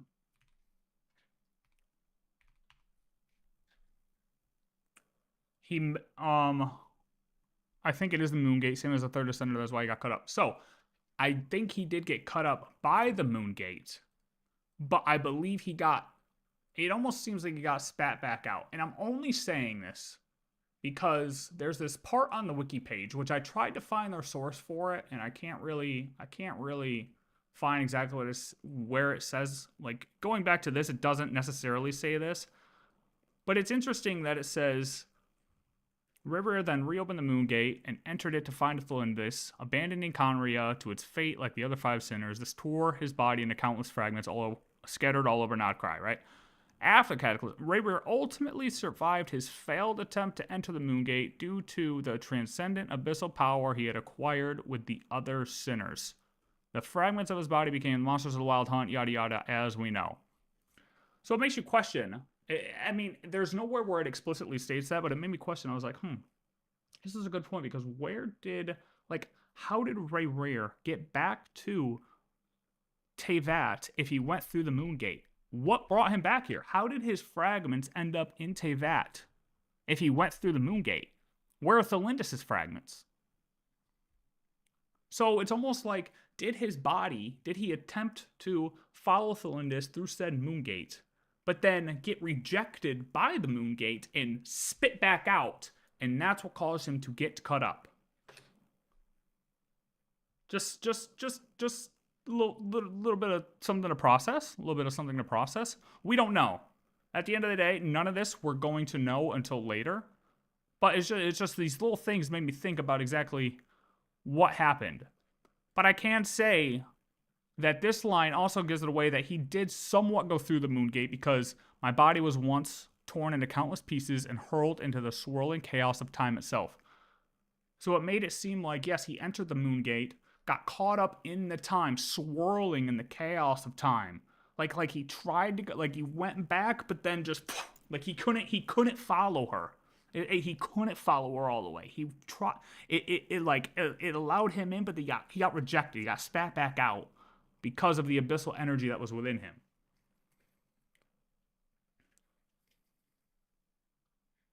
You know what I mean? All sinners can defy time and space. Not necessarily true. Definitely not true. That is definitely not true. That is not true. Also, something you did say before about his curse of immortality, which I think he says here later. In the last video, I suggested it was due to his curse of immortality.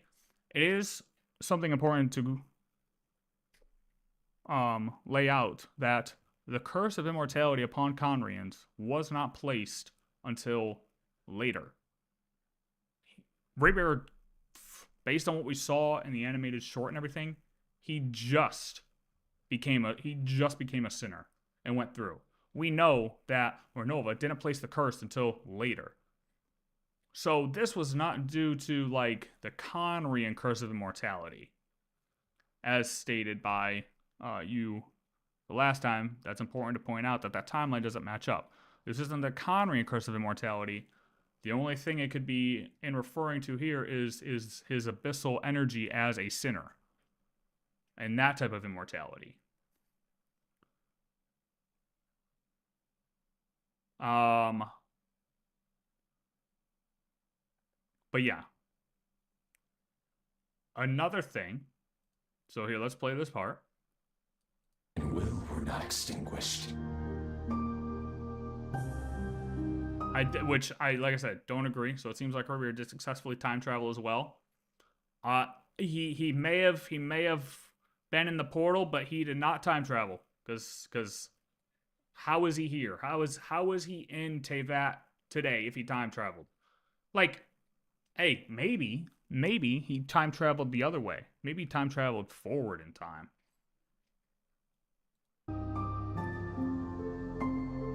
I don't know.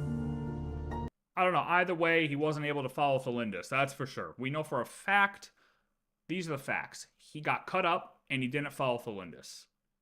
Those are the facts. Anything else? We don't know. Like this line, not true. He likely traveled back more than 6,000 years into the past, just like Columbina. No fucking way. Sorry, no fucking way. Absolutely not. No way. There's no way. That makes no sense. Sorry. I disagree.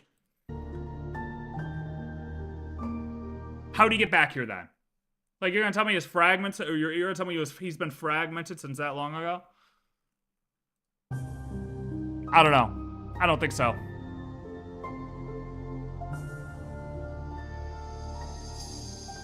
I don't think so.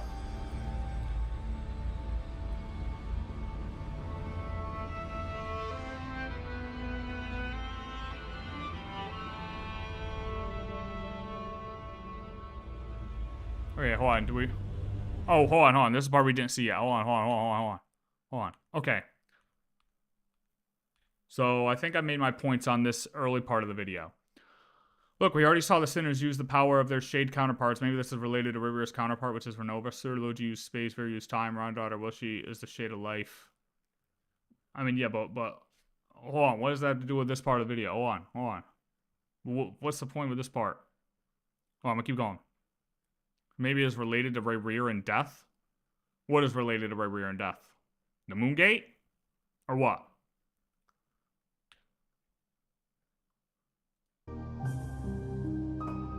Okay. Which also means the Lindis was sent to the same time as well when the three Moon Sisters existed. Now, with the Lindis, what was the Lindis doing in Conria? The Lindis was studying the Moon Marrows, right? The Lindis was studying the Moon Marrows in the Universitas Magistrorum, right? As a researcher in its Moon Marrow lab. So what did we just use the Moon Marrows for in Luna 4 or Luna 3?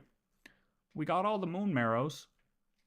We put them on their little pedestals to form a what? To form a portal that was supposed to send Columbina to the moon. What if Thelindis solved what the Hyperboreans solved 6,000 years ago, but like a different form of it. She was studying the Moon Marrows.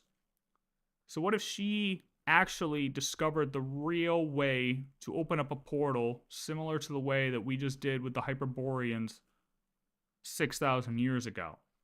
And her portal that she opened up actually led to, whether it was 6,000 years ago or whatever it was, but it led her on a successful journey. However, when Rear goes back in, what if he didn't open up it the proper way? And he opened up a bad portal. And maybe that's why he got cut up. Maybe he opened up a portal to a already broken moon. These are just thoughts. These are thoughts that I have.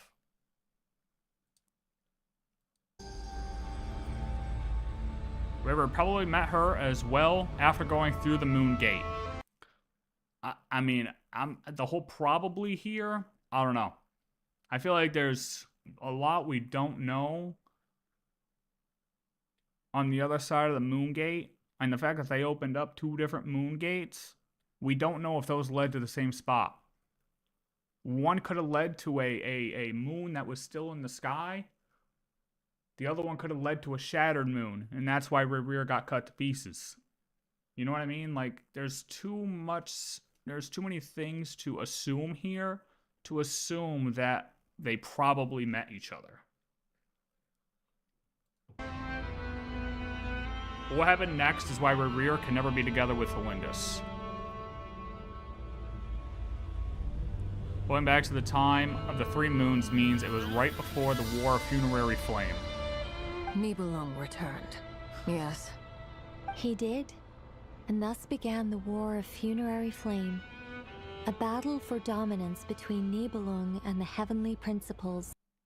Go on, yeah, I'll pause for that. That's a good point. Now, Rerir did not meet her. If he did, why is he still looking for her? Good fucking point, brother. Good fucking point. That's what I like to see. Good point. Good point. That's even more saying that if this is okay, let's place an assumption. Let's place an assumption for this theory that the Lindis time traveled. That's the base of the assumption, right? Now, Rerir follows her through. There's no way that they meet anywhere there. So it's more likely that Rerir didn't time travel at all. It's more likely that Rerir got like spit back out. Do we know how long Rerir was looking for his pieces? That would help us a little bit. Do we know how long Rerir was looking for his fragments or trying to put himself back together? Probably not, right? Yeah, I feel like if we knew that, that would disprove the whole 6,000. He wouldn't have said the 6,000 years ago, right? Yeah, no. He wouldn't assume that. So we probably don't know. Okay. A battle for dominance between Nibelung and the Heavenly Principles. This war is what destroyed the Three Moons. As such, they don't exist after it. At first, moon gates seem like they take you to the moon or back in time. But in reality, what if it is much simpler than that? Moon gates simply take you to the moons. I think this is yes. I think the original plan of the moon gates were to take you to the moons. Each Marrow could open up her own moon gate and take her and go to that corresponding moon. That seems reasonable. That seems likely, right?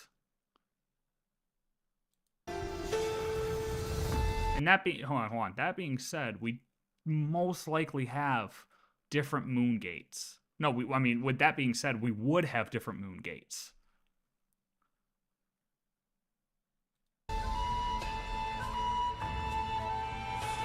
The only reason everyone keeps going to the past is because the time of the War of Funerary Flame was when the Three Moons last existed. Moon gates will take you to the moons when and where they exist in that time and space. So the reason why Rerir can't stay together with Elindis is because as soon as the two traveled to past before the War of Funerary Flame, yeah, see, this was all the assumption that he went there. Nibelung also traveled back into that with the power of the Abyss. He imprisoned the Three Moons and used them as weapons against the Heavenly Principles. This war nearly destroyed the entirety of Teyvat. And I'm assuming that's what it destroyed. It's what destroyed Rerir and Thelindis too. But since Conrines have a curse of immortality, Rerir wasn't killed. See, this is the wrong thing because he doesn't have this. He's a sinner. He's got a different immortality thing going on. His fragments continue to exist in Teyvat for thousands of years in the form of the Wild Hunt. And since he was whole... Well, he could have that. But he didn't have that when going through the Moon Gate because Renova's curse wasn't placed then. When he went through the Moon Gate to follow Thelindis, Renova's curse didn't get placed yet. You know what I mean? So he could technically have that now. He could have had that now in the Archon quest, right? Sure, maybe. But he definitely did not when he went to go follow her through the Moon Gate. So, let's backtrack with this real quick, right? So, Moon gates simply take you to the moons. The only reason everyone keeps going to the past is because the time of the War of Funerary Flame was when the 3 moons last existed. Moon gates will take you to the moons when and where they exist in that time and space. So, with this being said, you would think that maybe, we don't know what Thelindis opened, right? But maybe it's possible that Thelindis opened up a gate, and Thelindis could be destroyed too. But Thelindis may have opened a gate that led to the moon that was still in the sky, therefore not cut to pieces. Or she could have led to a moon, another one of the moons in the sky that were cut to pieces, and maybe she's cut to pieces. But it's possible that if the moon gates do take you to the moons and Rerir teleported to a moon that was cut to pieces, then he may mirror what that moon is. And that may have been why he got cut to pieces, right?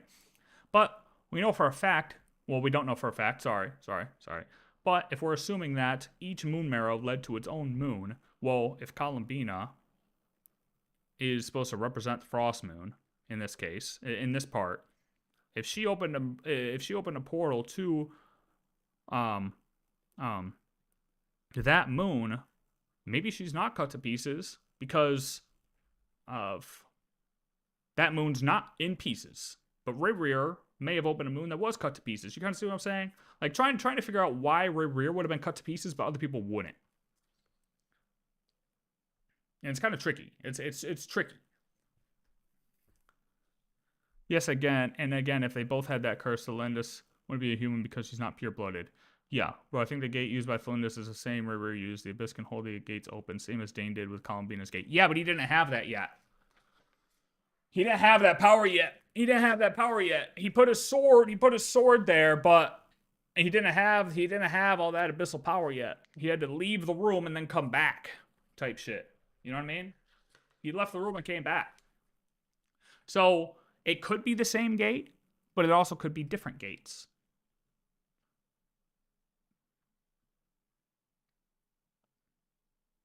But I guess my point is like, if you take the wrong moon portal, if you take the wrong moon gate, and it leads you to a moon that's shattered, that could lead you to being shattered. But if you take one to one that's not shattered, maybe you live. Potentially.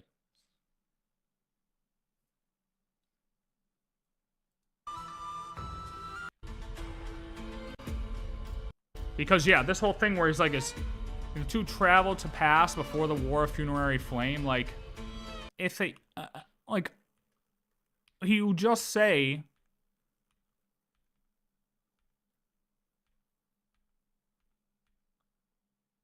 like, we're going to the moon, but then we're time traveling back. Like, I don't know. This seems a little weird. I feel like, I don't know. It's hard for me to put this all together with the way he's thinking about it, because I don't think Rerir traveled back 6,000 years ago at all.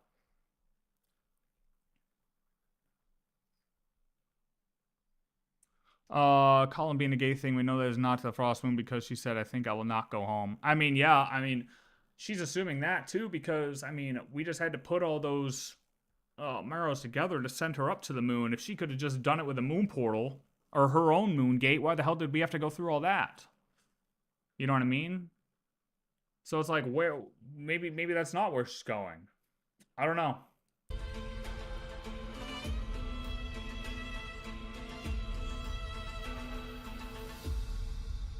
Okay, we keep going. We continue.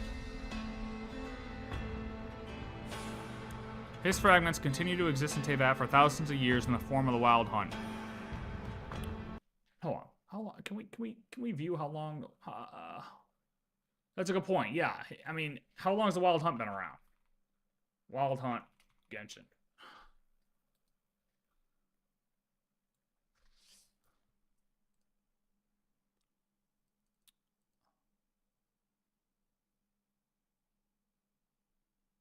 Do we know how long the Wild Hunt's been around?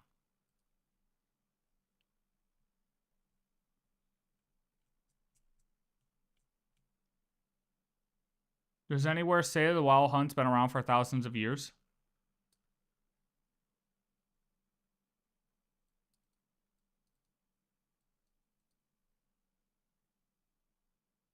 I mean, if we had one piece of text, that said a Wild Hunt was thousands of years old, yeah, but okay, yeah, you're saying that Rayweir is like 500 years old, right?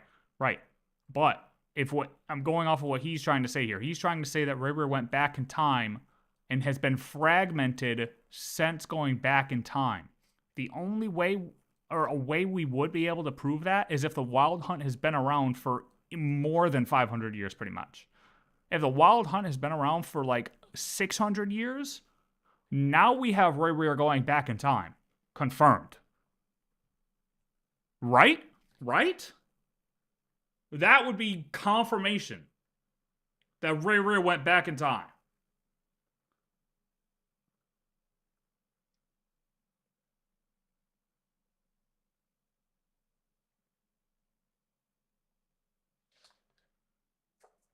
But we also don't have anything confirming that it's only been, I mean, I don't know. I'm on the wiki. There might be something else that says it, but do we have any other piece of evidence that says that the Wild Hunt's only been around for 500 years? If there is, link it.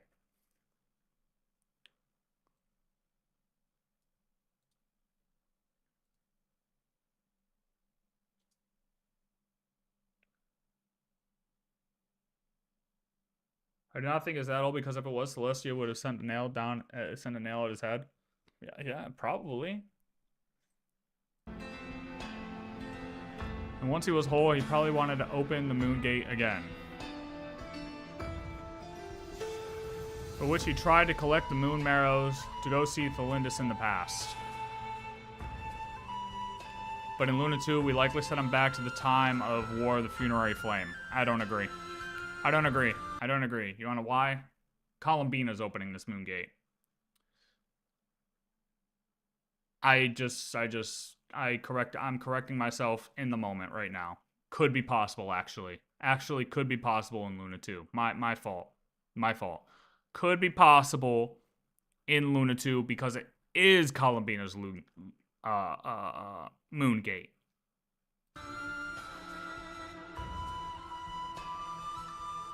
But I think this will be the first time he actually goes back in time.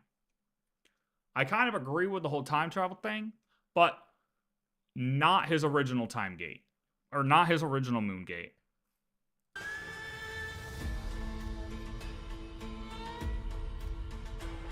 And shatter and survive back until the present in the form of his fragments. Then we will send him back.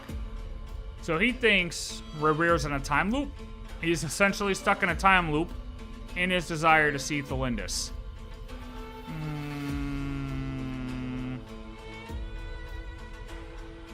Nah. As long as you live, your story with Thelindis shall not come to an end. Nah. That is I don't know. The only chance you have of fighting back against fate. Rayweir chooses to seek Thelindis every time. Oh my god. And as such, a story with Thelindis never ends. I don't think he's in a loop. I don't think he's in a loop because I don't think he ever went back the first time. I think this is the first time he ever goes back. I'm on board with the Columbina's moon gate is time travel back to 6,000 years ago with the original moon goddesses, and we'll get to that at some point. But for now, he did not go back originally.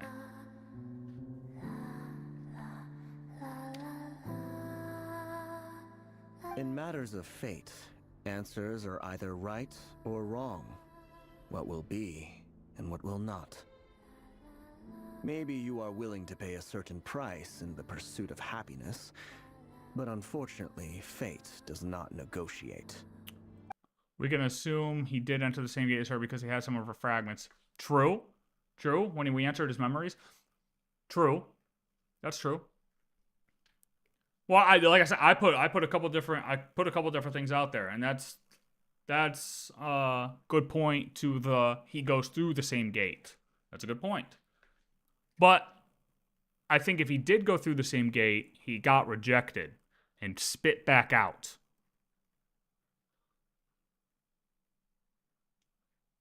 That is the because of the abyssal energy as a sinner. cruelest thing about fate. It is unmoved by your sacrifices. If this is Raybur's fate, then what of Columbina? Alright, let's see. What do we got? The only way to get back to the present is by living through for over 6,000 years. Potentially. And I believe this is what will happen to Columbina as well. So this is more likely. When Columbina traveled back and met with the three Moon Sisters, she must have told them about their fall in the future. Possible. Perhaps, as a last hope, they tried to save Columbina from a similar end. Alright, go ahead. As such, they tried to create a new moon for her and blessed her with the power of 3 moons. Okay. However, once Nibelung returned and tried to imprison all 4 moon goddesses, Columbina made a different choice for herself than the 3 goddesses. Okay. Instead of imprisonment, Columbina chose death. Tell me, what was it that brought you to us all that time ago? If only I had possessed your courage, then I might have been spared this torment more painful than death. Bro, isn't the Lindis part Crimson Moon? The Crimson Moon has some ties to the Abyss. No, why did she get accepted and not him? Well, he just got an overload of the abyssal energy and became a sinner right before he went through the Moon Gate, according to the animated short. Right? According to the animated short. The Lindis didn't have that. The Lindis didn't have that. And no matter what her composition was, she didn't have that.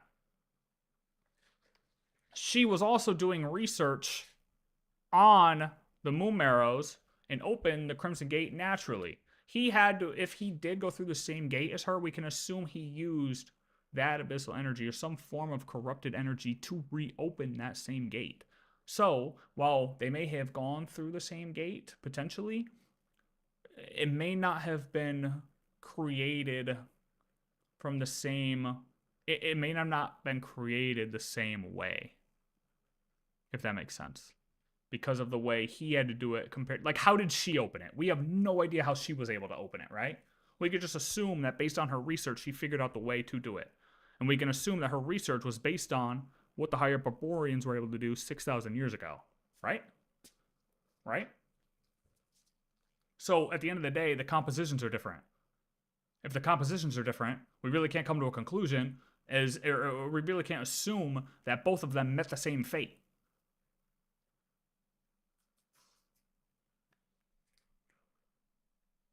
I mean, shit. Even the fact that they're male and female is enough to separate their compositions, and you can't come to the same conclusion that they both got torn to shreds. That's my point.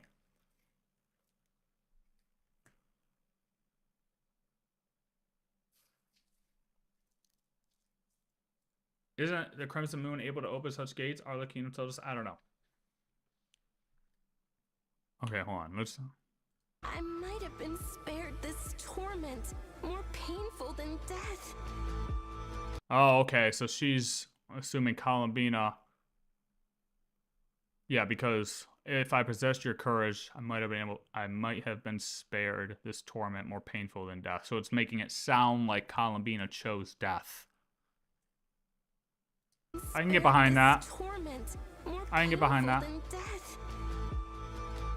This is the future of Columbina that Mage B Barbala talks about. Okay, I see where he's going.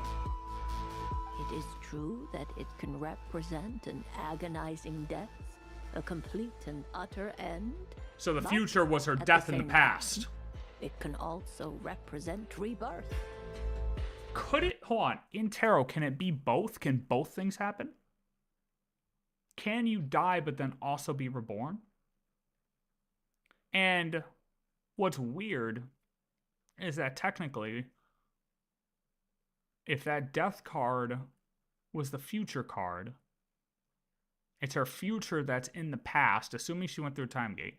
It's our future that's in the past, but then the rebirth would be also in the past. If we're talking about the 500 years ago rebirth, let's all be real. We're gonna get Columbina again, right? I mean, we're gonna see Columbina again in the next act, right? Let's be real. So like, if we're talking about rebirth from the death card that B showed us, are we talking rebirth 500 years ago rebirth, or rebirth however we're gonna get her back in the future?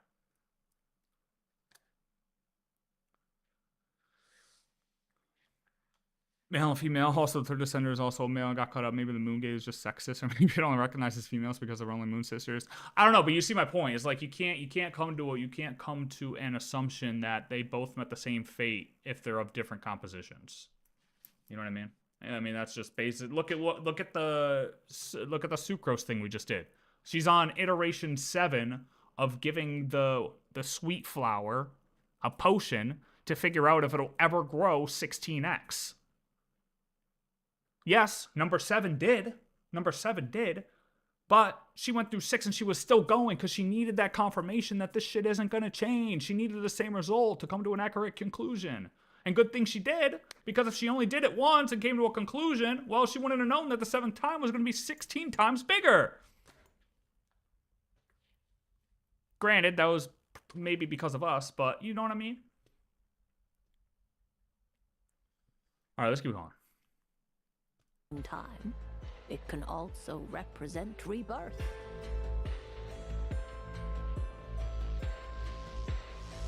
So Columbina will die from meeting the 3 moon goddesses. But this is also what frees her from the same fate as the 3 moons. Okay. Because of the choice, Columbina's moon fell on to not cry. Okay, so he's saying, we gotta paint this up.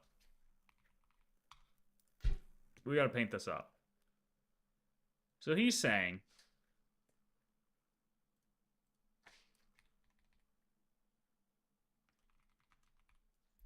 "6,000 years ago, we got 1, 2, 3. Okay. And then we're going to say this is present. And then we're going to say this is 500 years ago. Just because I think we're going to need it. I think we're going to need this one. So he's saying, when Columbina just went through this moon portal. All right. Columbina went through this moon portal. And she goes all the way back 6,000 years ago. What are you doing, Akira? What are you doing? She goes back 6,000 years ago. And these 3 decide to create a 4th one. Oh. Right? Which is her. This is her. This is Columbina.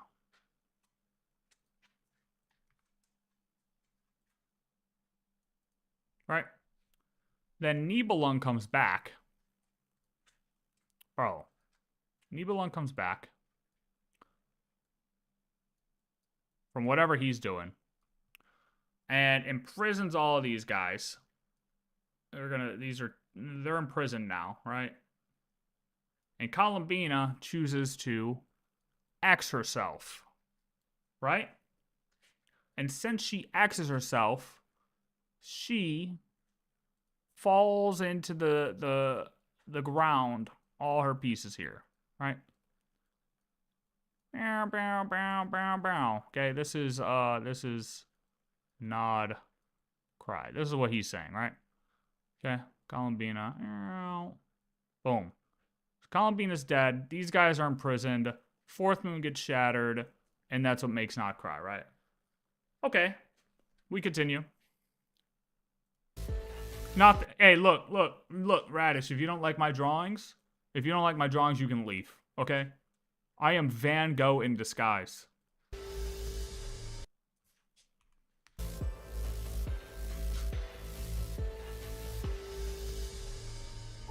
Or more specifically, the fall of Columbina's moon at Teyvat created Nodcry. Okay. While the rest of the 3 moons remained outside Teyvat.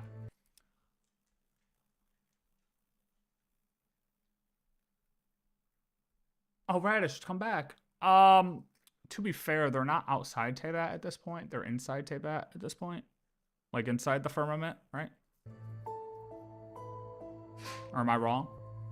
500 years ago, this new moon, Nodcry, finally gave birth to Columbina. Crossmoon Scions found her and made her into their god. Okay, but why? Is it a mix of everything else? Is it a mix of everything else? That all of a sudden decided to be 500 years ago she spawns again? Based on all of this?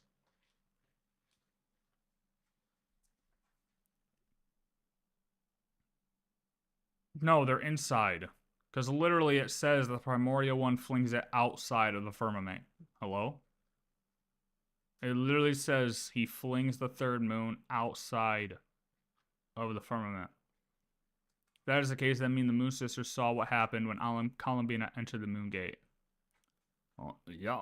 Yeah. Yeah.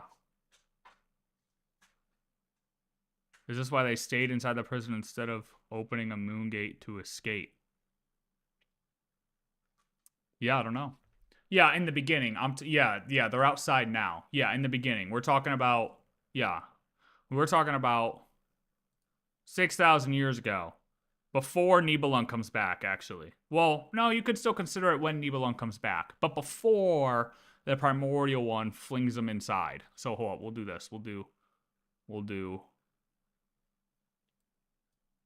this. We'll make it a firmament. They're inside the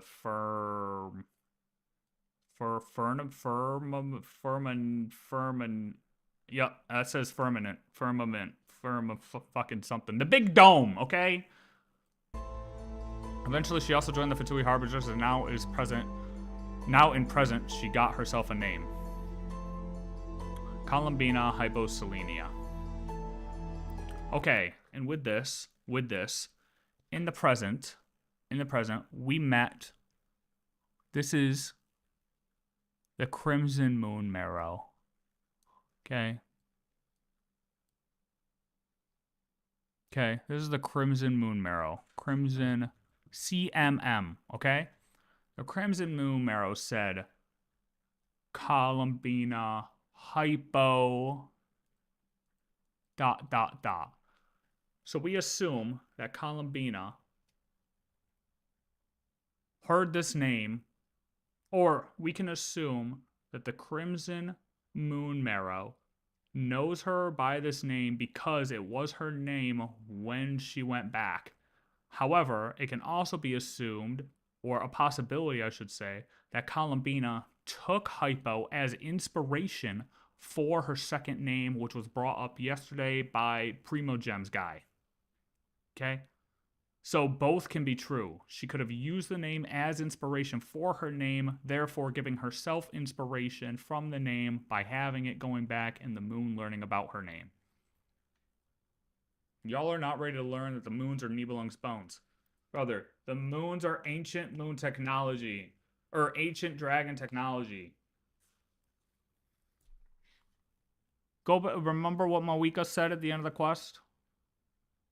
Come on, brother. Why doesn't this mean she's trapped in a time loop to... Oh, wait, hold on. We gotta go back a second. What? Oh, present. Got herself a name. Columbina Hyposelenia. Okay. Doesn't this mean she's trapped in a time loop?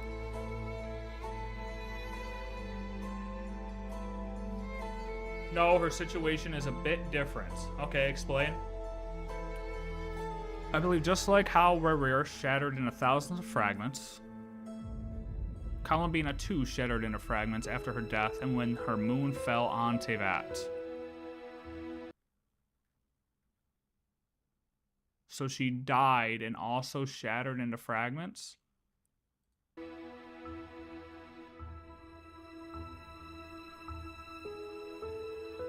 Every Kuhenki you see a Nodcry as a part of Columbina. This is okay speculation. This is okay speculation. I mean, I think this has kind of been hinted at a lot of the time, too.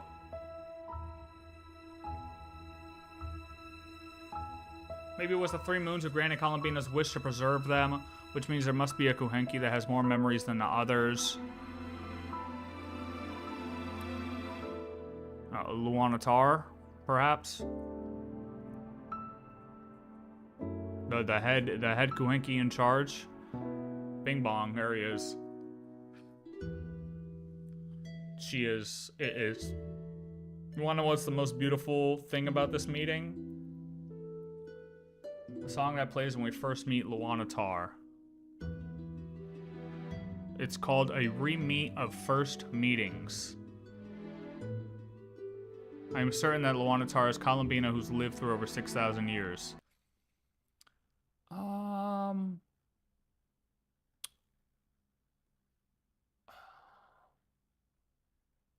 That would be tricky, though, because how can Luanatar be here if Columbina's also here?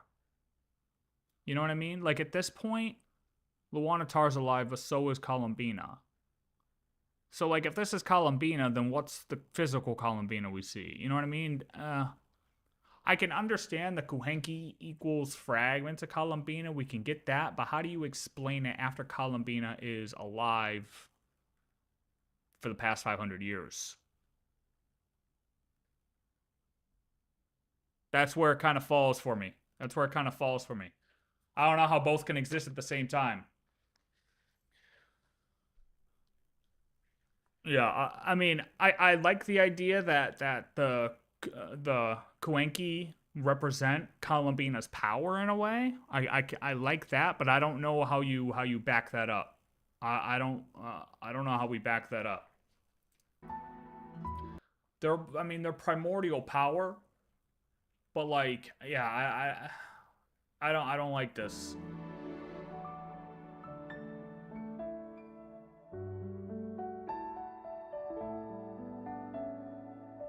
I don't get this. Because she's alive. And Luna Forward Pele helped Luanatar regain her body as Columbina. I don't see how both can exist at the same time. Maybe he explains?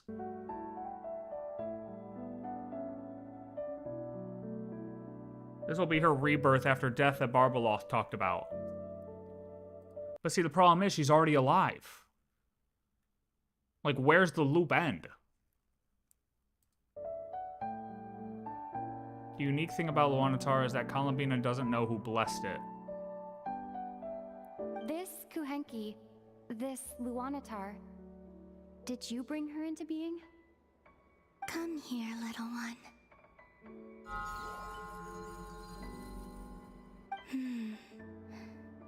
The trace of a blessing, but not one of mine. Luanatar could be a result of the 3 Moon Sisters' blessings. In Simulanka, there's a quest where we try to fix the broken lamp of a lighthouse. You find this broken lamp in a fallen lighthouse. We try to hang this lamp on top of a nearby tall tree, but fail as it isn't high enough for it to guide others. So we go to the 3 goddesses, 3 Moon Sisters, who bless the lamp and send her high into the sky. I mean, this could be, this could represent the ascension of Columbina, but I don't think this has anything to do with Luanatar. Simulanka really just revealed Columbina's story back in 4.8. It's very broad. When Princess Ernruth was writing the Hymns of the Far North, she noticed that parts about Ruler of Time Issaroth had some logical flaws. Issaroth's prayer was not the same as what the Frostmoon Scions had recorded in the past. It apparently had a ritual for a fourth moon, which should not be possible. Oh! As the things related to the fourth moon should only be created 500 years ago when Columbina was first found. Well, that's not true. That's not true, because the web event hinted to the fourth moon. And isn't the web event... Well, I've been asking this too, though. Where's text from where's text of Nibelung talking about the fourth moon? Or where's text of anybody talking about the fourth moon? And the only thing we got was the web event talking about a mysterious fourth moon, but no sense of origin anywhere.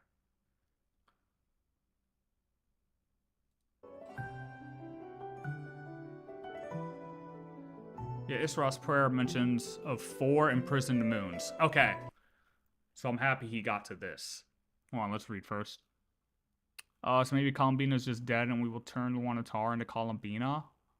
That's what he's saying, but I don't see how Luanatar can be up and Columbina can be up at the same time. Columbina's just dead? That doesn't make any sense. No way. I don't see that. So in a sense, a Columbina we will have in the story is a Columbina of the loop before this one, so our actual Columbina will be rebirthed in the next loop. I see what you're saying, but no, that's what I mean. It doesn't make sense. It doesn't line up. Like, and if you want to talk about Barbalof's rebirth, death rebirth, like, what about her rebirth 500 years ago? Are we just gonna skip over that one? Like, that wasn't a rebirth? What, that's not a rebirth at all? She's just here. But then again, we don't know what spawned Columbina. She just kind of became. Right? We don't know what spawned her. She just appeared.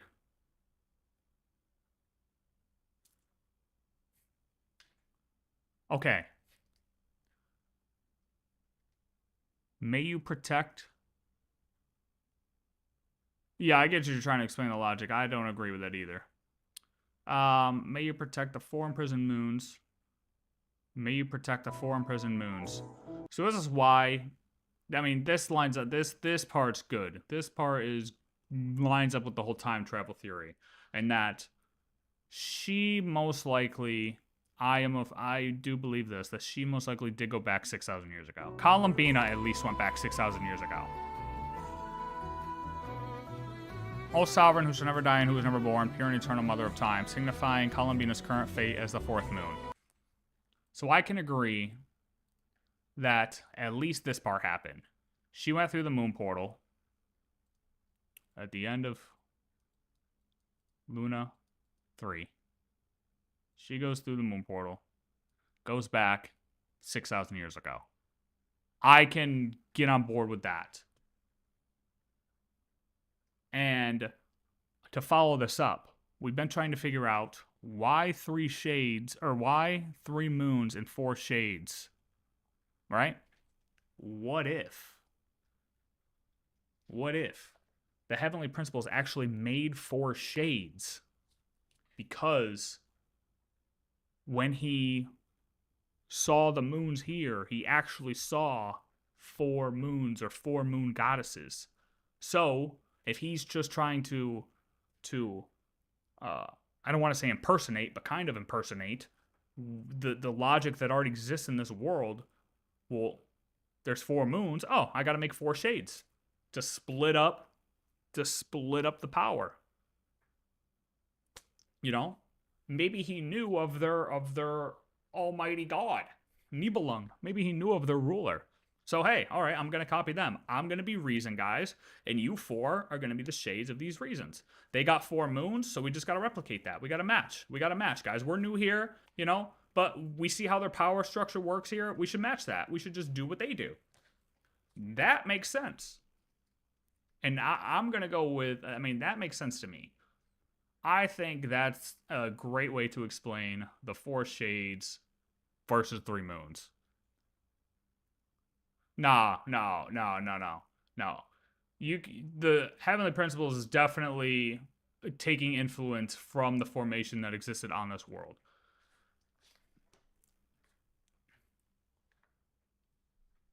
Yeah, true. And they both represent the same rules. Like, yeah, if that's the case, why would he even talk about life, death, space and time? Like, he would have called him something different. You know what I mean? Like, he wouldn't have copied those 1-to-1, but not the moons 1-to-1. Like, it seems like he copied a lot of things 1-to-1. Okay, but here's the issue. What?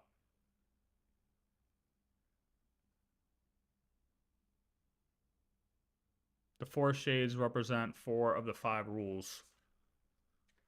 Yeah, right. Which you're right. That is a problem. And the moons were supposed to have the power split amongst them, right?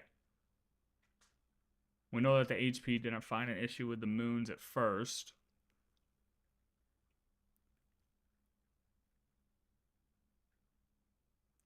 So did the shades not have dominion over those rules at first?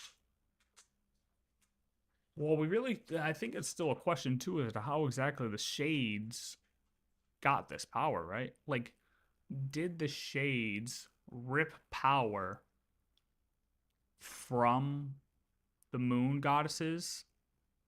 Or did they just get their power from the splitting of HP?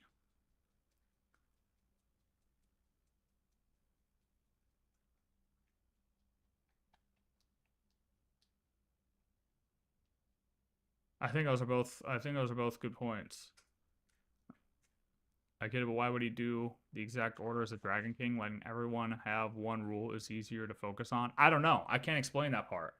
I don't know. My point here is that I think having Columbina goes back in time, and I think it throws up the possibility that he saw 4 moons and decided 4 shades. I think it's possible. I'm of the belief that they were given dominion after the moons got yeeted. The moons got yeeted and shattered. Yeah, I guess we don't have exact timeline there, right?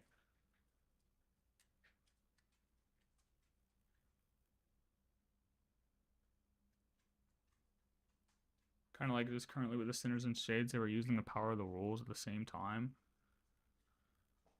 Yeah, and that's the other thing, right? Is like we definitely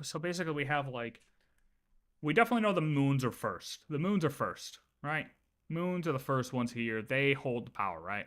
Then the shades come along, okay? The shades, in one way or another, mirror the moons, right? And then the sinners mirror those same exact things. So we have moons, shades, sinners, all following these same 5 core elements: life, death, space, time, reason.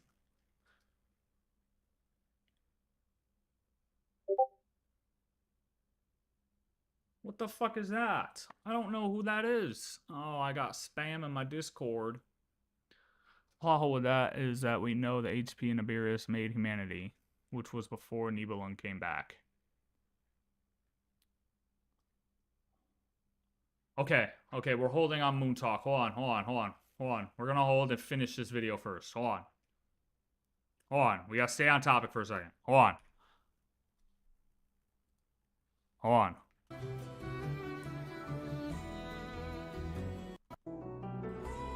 Okay, but yeah, I mean, also the fact that, I mean, if none of the evidence got you here so far, the fact that it says you may protect the 4 imprisoned moons in this is insane.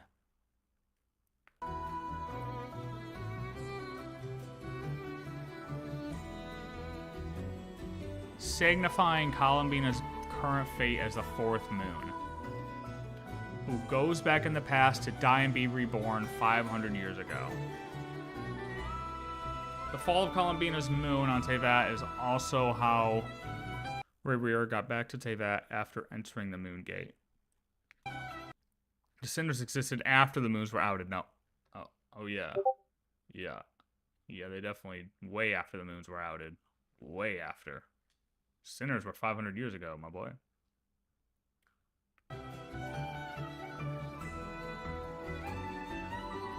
Perhaps its fragments were on Columbina's moon. Wait, what? What are we talking about? The fall of Columbina's moon on Teyvat is also how Rayweir got back to Teyvat. No, no, no, fuck no, fuck no, fuck no, fuck no. No, no, no, no, no. Perhaps its fragments were on Columbina's moon before it fell to create Nod Cry. That's a hey, cat. That's a stretch, my guy. Hey, look, hey. My opinion, that is a stretch. Even if I were to follow you, that Rayweir did go back in time originally in the cutscene you're showing right now. If I agree that this moon portal here sent him back 6,000 years at this time, there's no way he landed on Columbina's moon. Like how? Okay, how did he end up on Columbina's moon through this portal? Because technically, nope, never mind. That would break the timeline. What I was just about to say. No. As for Dottore, he is my boy. He's very likely used the logical flaw in Isaros' prayer to trick the Frost Moon Scions. He likely posed himself as a fake fourth moon in his plans, such that he fills in the gaps in history left behind by Columbina's death. It is interesting how the Columbina from future suggests death to the current one via Kuvaki. Finally, the last card. This shall speak of the future, which... Oh. Yeah, I mean, finding out if we had any real hint as to who this is that pulled this card out, we'd be able to come to some serious conclusions, but of course we don't. Kuvaki Pulse? Oh, well, she does. Fascinating. She does say Kuvaki I've never Pulse. encountered this before in my role as a diviner. Something has exerted an influence upon this card. But then she says something. Its designated position. Perhaps the future Columbina knows this is the only way for her to meet the Traveler again. Oh, Kuvaki Pulse, not Kuhenki, though.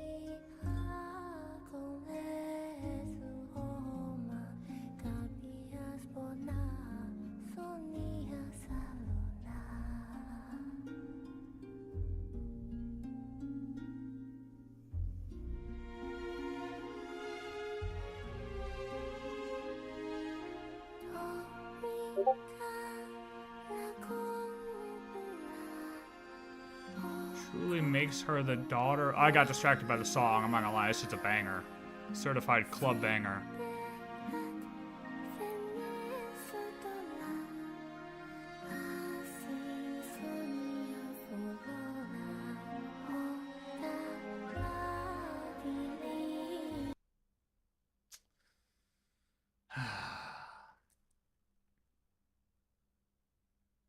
I can see where he wants to make the connection, right?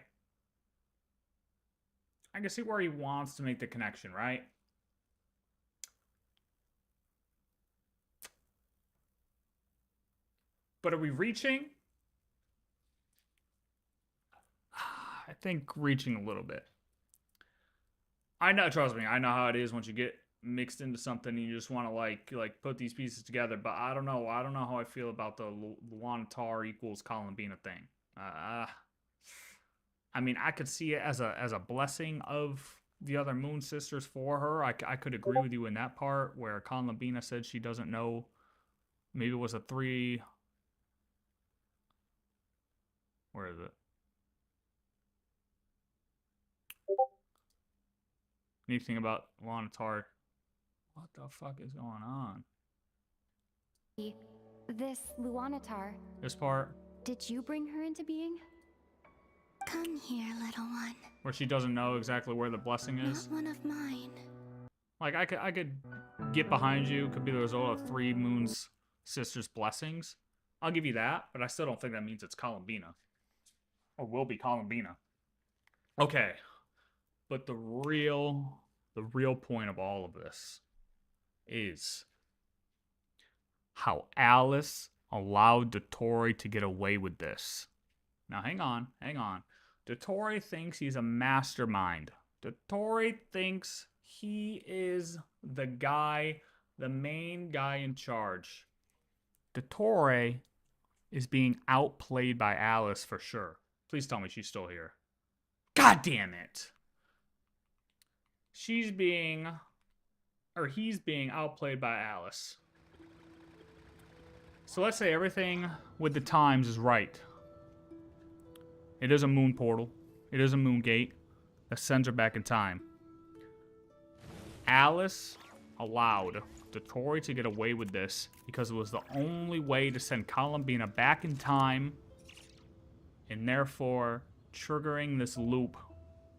Triggering Columbina going back, setting all of these things into motion. Without Columbina going back in time via the moon gate, everything that we've done up until this point wouldn't have been real. All of this had to happen in order for what's about to come next. That is why Alice says she's the final boss. Because maybe we get mad at her for allowing this to happen, but it's all to set the cause and effect. We just went through this with Amphorius. This had to happen in order for the rest to happen. Dottore isn't that smart. He's stupid. He's stupid. He's stupid. And everybody right now is being played. Everybody's being played.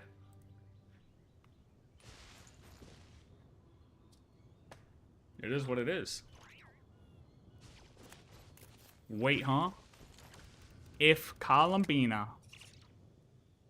truly went through a time portal, and this is all a time gate, if this is actually, she went back 6,000 years ago, that is why Alice allowed Dottore to do what he did. I believe Dottore isn't smart enough to outmaneuver Alice. And Alice allowed Dottore to get away with it because she knows the outcome. She knows that Columbina had to go back in time. Ain't that right, Durin?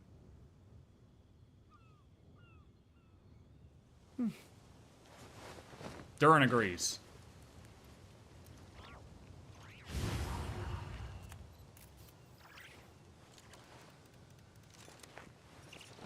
It's because Alice is the person that never lies.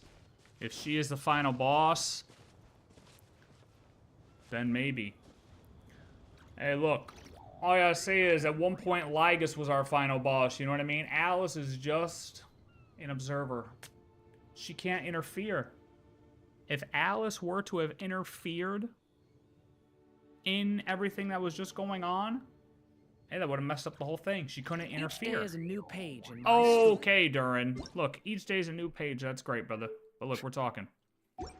If she would have interfered, it would have messed up the whole timeline. She had to let it happen. Alice had to let it happen because this is the way the timeline had worked out. Let's say Alice would have intervened, right? Alice intervenes. Tori doesn't show up. Dottore's plan doesn't come to fruition. We send Columbina up to the moon, right? Oh, wait, hold on. But that means Columbina doesn't go back in time. Wait a minute. That means there's never a fourth moon. Wait a minute. That means, wait a minute. Does that mean Nod Cry never exists? If Nod Cry is the remnants of the fourth moon? Hold on a minute. If Nod Cry never exists, how the fuck does Columbina spawn in the first place? Wait a minute. Who worships the frost moon? Who does all of this? Dude, it ruins everything if Columbina doesn't go back. If there's never a fourth moon. This is all also assuming that, you know, Columbina goes back in time and is this fourth moon back in time, right? But at the end of the day, no matter what, I believe that Alice is still letting Dottore get away with it. Whether Columbina goes back in time or not, I'm just saying it reinforces that theory.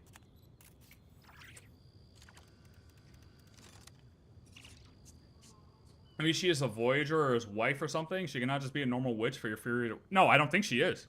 No, she is a very high being. Bro.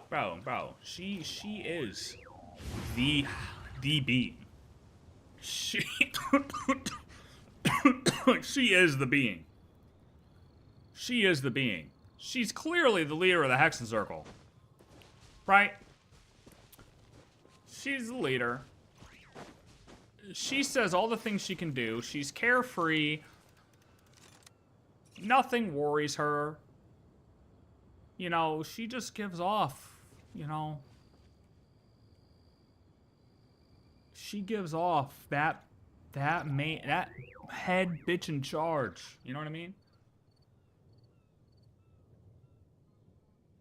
I'm just gonna say, hey, remember this. Remember this. Remember this. I'm calling it. That I feel very confident in this. I feel extremely confident in this.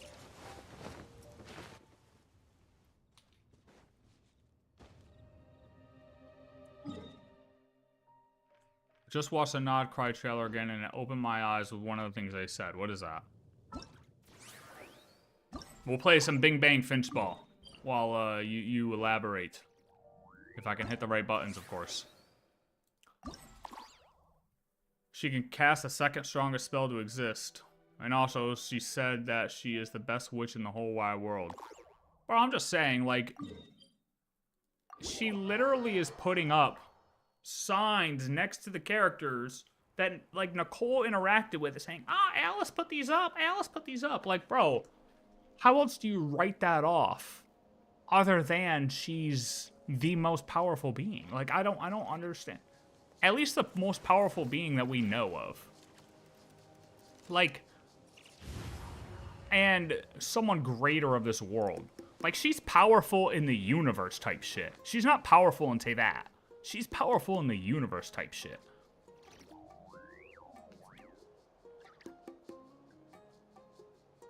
In that era, there was no boundary between life and death. Willpower flowed freely between countless beings. All right, elaborate, brother. Oh, hold on, real quick, before we start Bing Bang Finch Ball, and before I follow up with that, thank you, Cat Blue Hat, for the video. It did get my mind going, obviously, because there was a lot in this, and I have my own thoughts, just like everybody has their own thoughts, and that's fine, and the point of everything is to make everybody disprove each other so we can actually come to a conclusion, or at least try to come to a conclusion before the next patch comes out. However, there are a lot of small things that we don't know the details of, and I fear that we will all be screaming at each other if we keep going through all of these goddamn theories and shit. We just need answers, Hoyo. We're getting there, surely. We're getting there, surely. We're getting there. But W video. And, hey, at least everyone's on the same page or getting there with the whole time travel theory. I think a lot of people are on the same page with when it comes to the time travel. Real shit. Oh, like.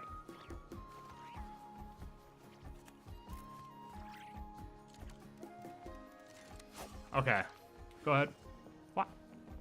What'd you say? Willpower flowed freely between countless beings. Alright. Go ahead. Elaborate.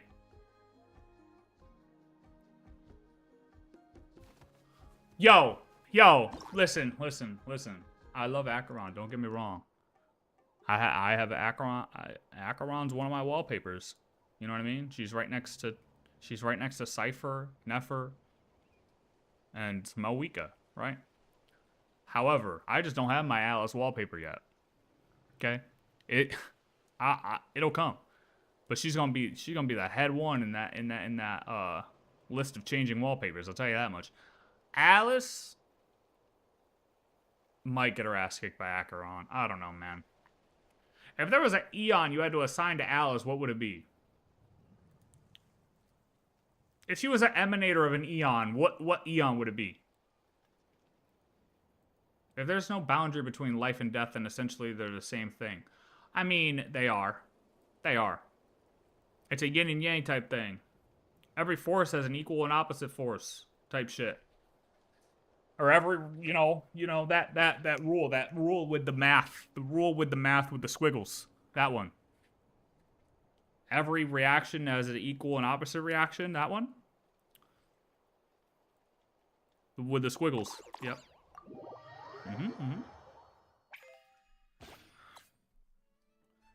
By extension, space and time are the same thing. Hey, you wanna know something funny? When you go to look at Sertologi's thing, he's listed as void, not space.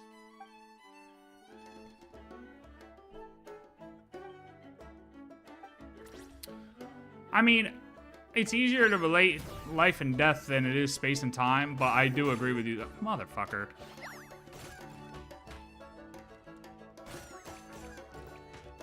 Elation.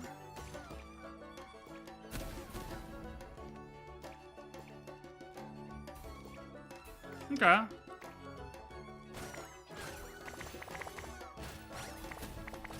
Elation. Alright, that's 2 for elation. Okay.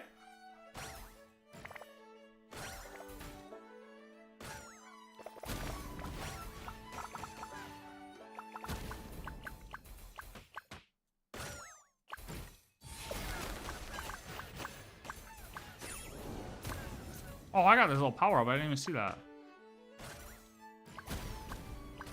I mean,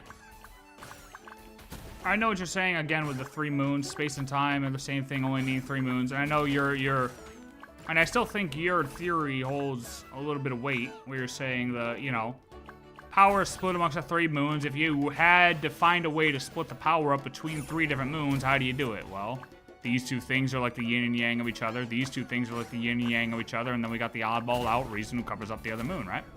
Sure. But the fact that I mean, he found it too, where it mentions a 4th moon somewhere in text, and it's in Hymns of the Far North, where you have a prayer referring to a 4th moon.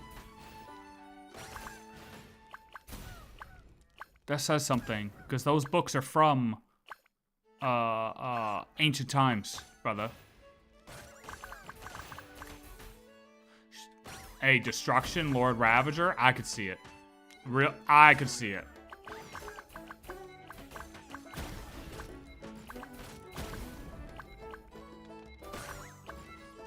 The whole point of 8 HP is that they're based on reason.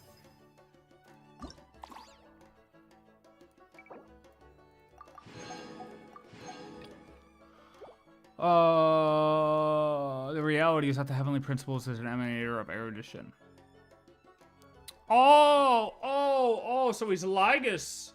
But if Alice is Lygus, how is HP Lygus? HP is a sleeping sack of shit that nobody respects. The Shades don't even respect him. How does he expect the people to respect him? The dragons don't respect him. He's literally forming enemies by the second.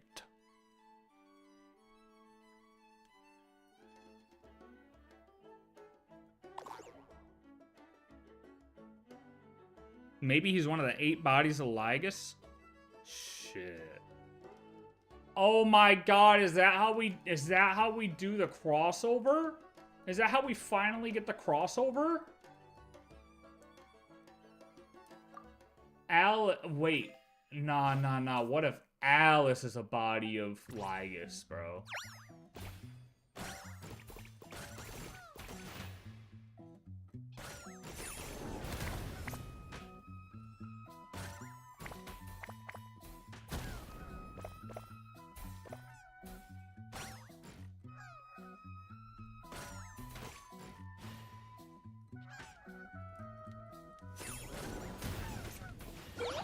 What the fuck just happened?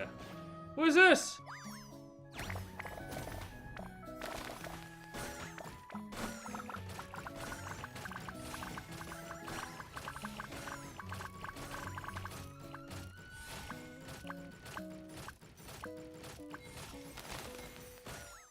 Well, this was a shit bonus round. I got no points here. What happened?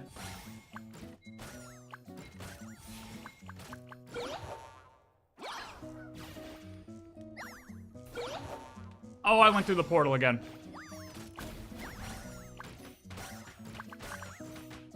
Look, I'm just saying, Alice's power level is unmatched, and Dotori's a bitch. Bro, I was in a mashup, so I commented and said that anybody who's a follower of Lygus, I hope you lose your 50/50s for the next like 7 months or 6 months or some shit like that. I don't even know what I said. And somebody was like, cringe, bro. The fact that you can't separate the game from reality, super cringe. Like, fuck you. Who the fuck are you, buddy? Idiot. You sound like an idiot. What a retard.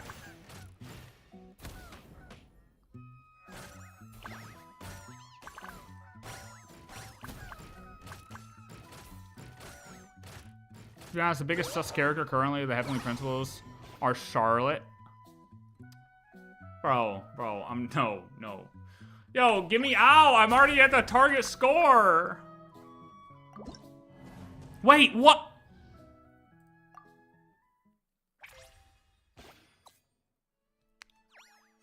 Bro, I'm not talking about Charlotte is a fucking child of Foolie. Nah.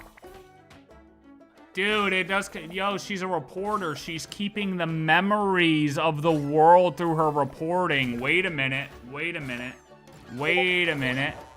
Hold on. Wait, oh, the Heavenly Principles are Charlotte? Wait, what are you saying?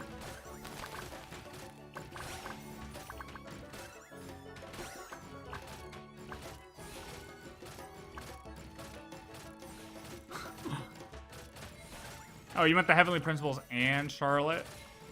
Oh. Hey, the camera. Hey. Now, let's talk about Varka. She's one of them there. Hey, you know that there Charlotte, that reporter lady over in Fontaine? I think she's one of them there children of Anasrava they be talking about in that other game, you know, with the universe and stuff, with the eons and the big robotic eye in the sky. Yeah, I think she's one of them there frost ladies with the pink hair. Yeah, one of them. I think she's out there to capture our memories. Yeah.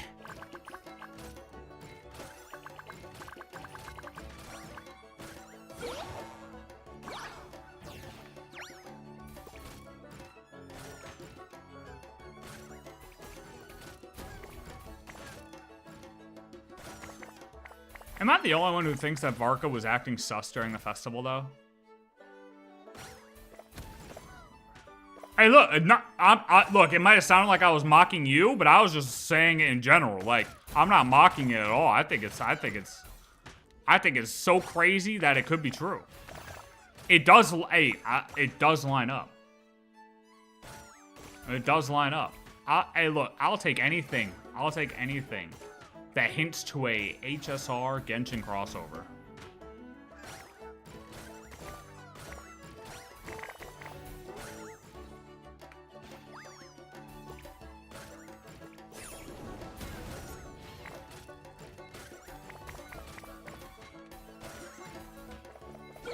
No, Jesus Christ.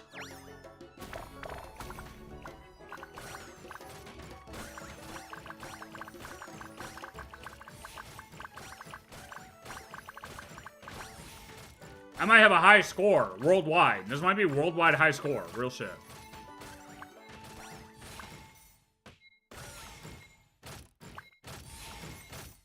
No, I don't. You know what? I'm gonna pull it up in a second. Hold up.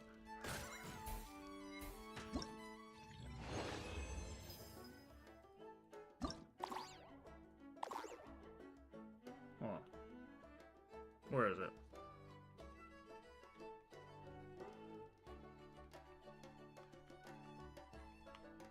Fuck.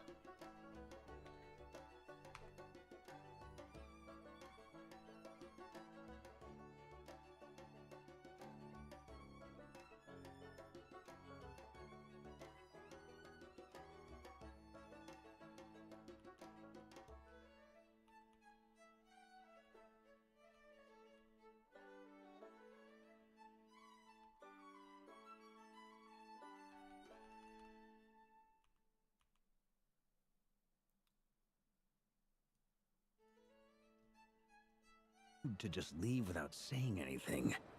But at the same time, I don't want to barge into their lively conversation just to announce that I'm leaving. This part right here just doesn't give off Grandmaster vibes. Like, it's like a kid who can't, like, ask his mom if he can go outside. I wish I was a moon so he would come on... What? What the fuck? Yo, chill out, man. I'm just kidding. But anyways, this line, he just doesn't seem like a grandmaster. And I could just be overthinking it, but I just remember playing the quest. And I'm just like, why is he acting like a kid who can't make up his mind here? That's not what a grandmaster does. A grandmaster makes decisions. Like he's the guy who needs to be the decision maker. He could have been drunk, maybe, perhaps, perchance. Oh nah, listen. This isn't motherfucking whatever that shit is. He just wanted to be polite. I don't know, man. I don't know. He wouldn't be saying it out loud.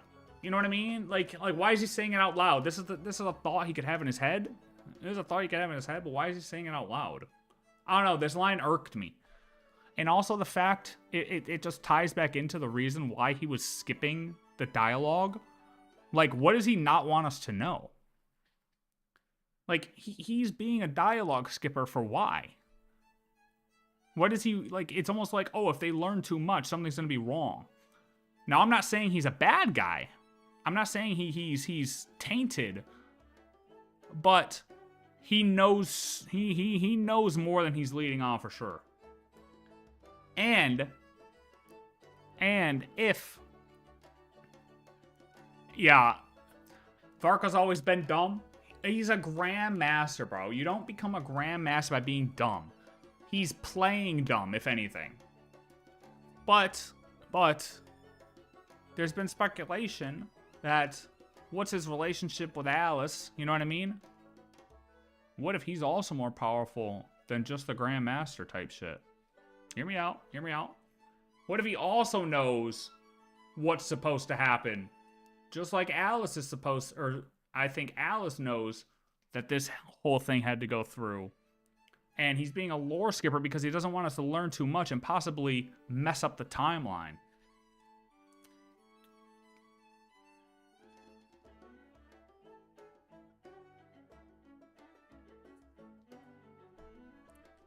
He's not playing dumb, bro. Think of him as Sino. I see your point, but I don't know. We're not directly... What the fuck is going on? Because we're not, like, directly talking to him there. He's talking to himself and still saying it. Sino cracks the jokes when other people are around. You know what I mean? Like, I don't know. I mean, this is very high levels of speculation. But I'm just saying, I think he's, I don't know. I don't know how, what is that thing?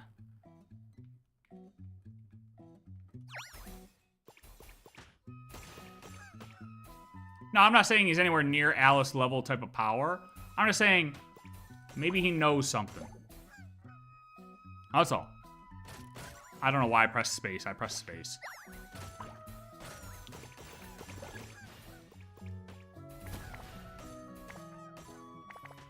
Who's the one who got up and rallied us at the end?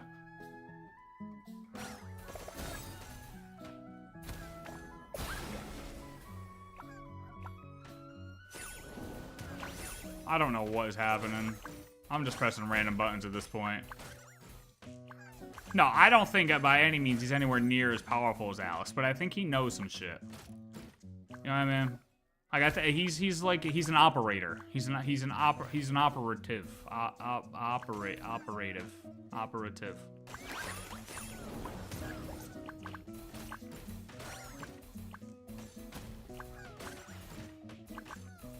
He's in the know. Perhaps.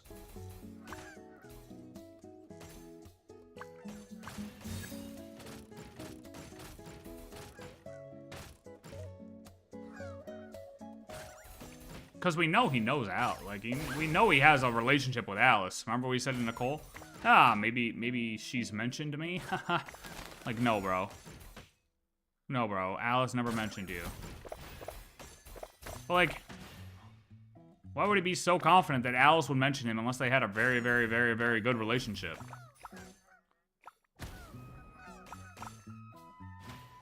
The only sus thing is, why the fuck didn't he tell us his plan? We were honorary night. Why don't we know why bro is here? That's what I mean. There's so much. Oh no. 10K. Okay.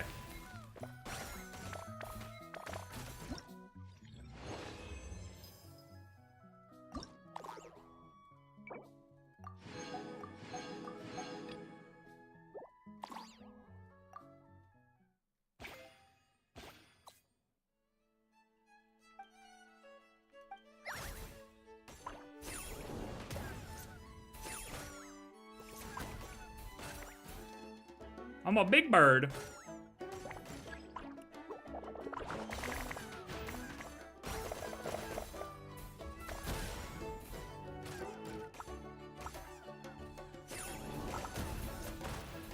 Wait, are the balls good or bad?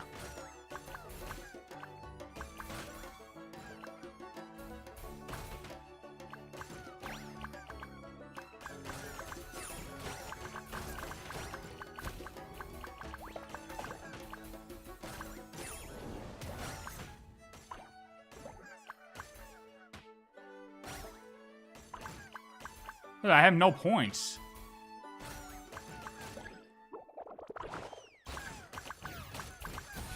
They made that agreement together. I mean, yeah, but it just, I don't know. It seems like there's more than, it could be more than that.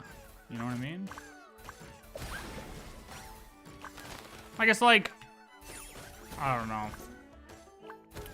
Don't worry, this isn't something I'm like dead set on. I'm just saying, I think it's possible. Varka knows more than he's leading on.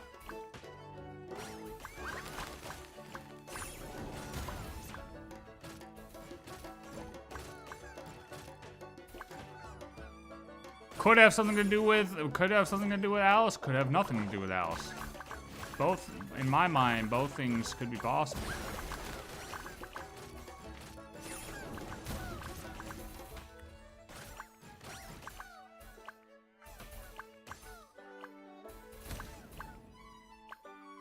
Also, we're still super worried about the borders. Like, what is still going on with the borders?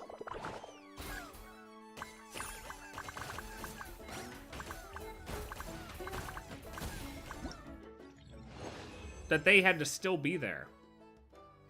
What is still going on that Mondstadt had to level up?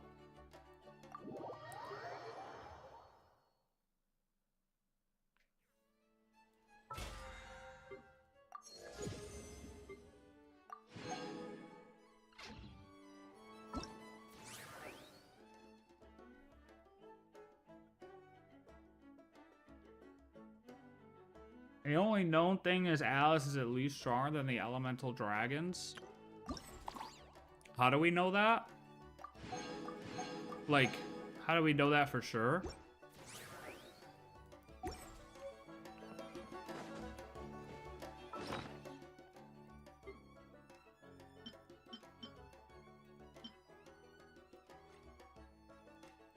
Where did I just get all this shit from?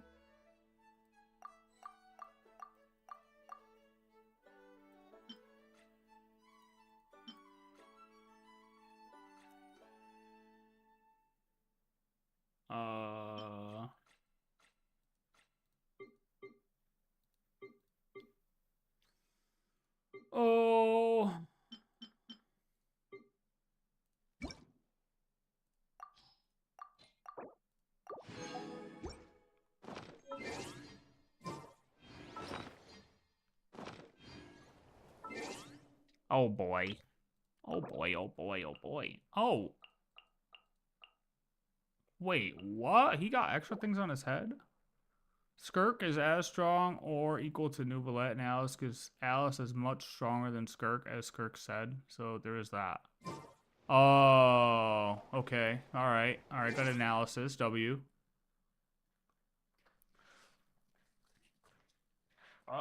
Hey. Anybody underestimating my girl Alice is about to get fucking slapped. Hey, anybody who underestimates Alice, I hope they lose their 50-50 twice. You know what I mean?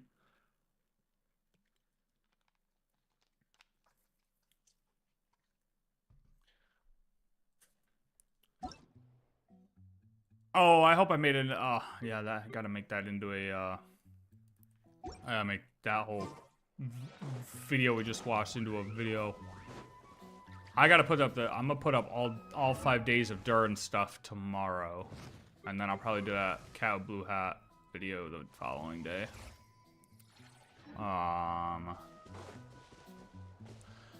But yeah, I mean, I think pretty much we've done everything with this patch, right? I don't think there's... I mean, we did all Durin stuff.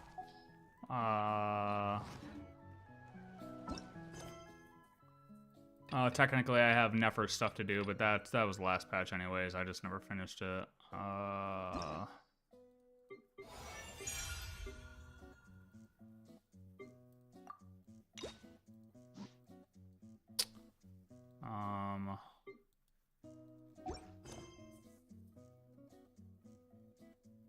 Well, that's the thing, right? She's still, like, confident. She's still super chill and just has that, like, her voice. Everybody else's demeanor changed at the end of the Archon quest, right? Except who? Except who? Except Alice.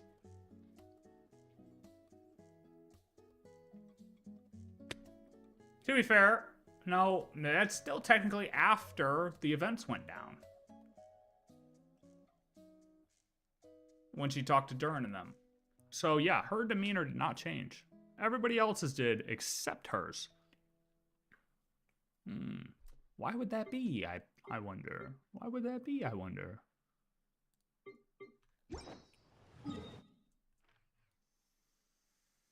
Oh.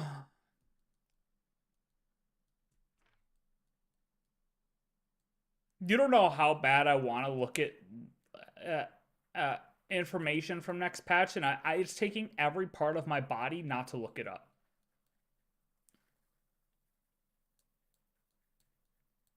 Because the problem is, if I look it up and know, then I won't have genuine ideas and reactions from here until that patch comes out. You know what I mean? So it ruins all of that just to let myself know what happens. So that's why I don't do it. That is why I don't look the stuff up. I'd rather be in the unknown for a couple weeks and have the great feeling of, you know, oh my god, I know now when I'm actually playing through it, rather than reading what happens like a lame human and then playing through the quest myself and being like, oh yeah, I already knew that was gonna happen. Like, that's so boring. That is so boring. Like, you have to find out when you're playing it. What's the point of reading it in advance? So boring. I have never a single time looked at a story leak. I'll admit I have looked at map leaks, but I'm not even looking at that because I don't want to be any type of hinted towards what happens. Like, some things are hard to avoid, but you don't have to, like, just because of YouTube and how algorithms work, and some things just you end up seeing some stuff. You know what I mean? I'm not gonna say it here, but it's not as though you know the entire things that went down. Like, you know nothing. Yeah, sure, you know a boss fight that might happen, right? But you don't know what led to that or how that happened, and that's the important part.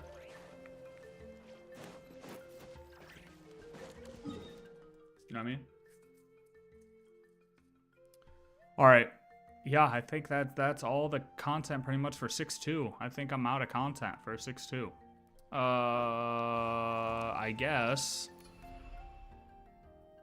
there's a lot of Miliastra we could probably catch up on. Try out some new games this week at some point. Because we have until next week that, ooh. If anyone's got, like, nice roguelite games, I want these. And it looks like, I'm guaranteeing a couple of them came out. But maybe we could play a lot of these this week. Until, 3.8 next week.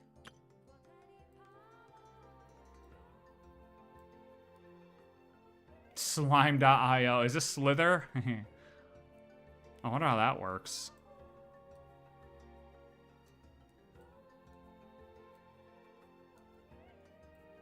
Nah, yeah. I don't recognize any of these games, so this should be good.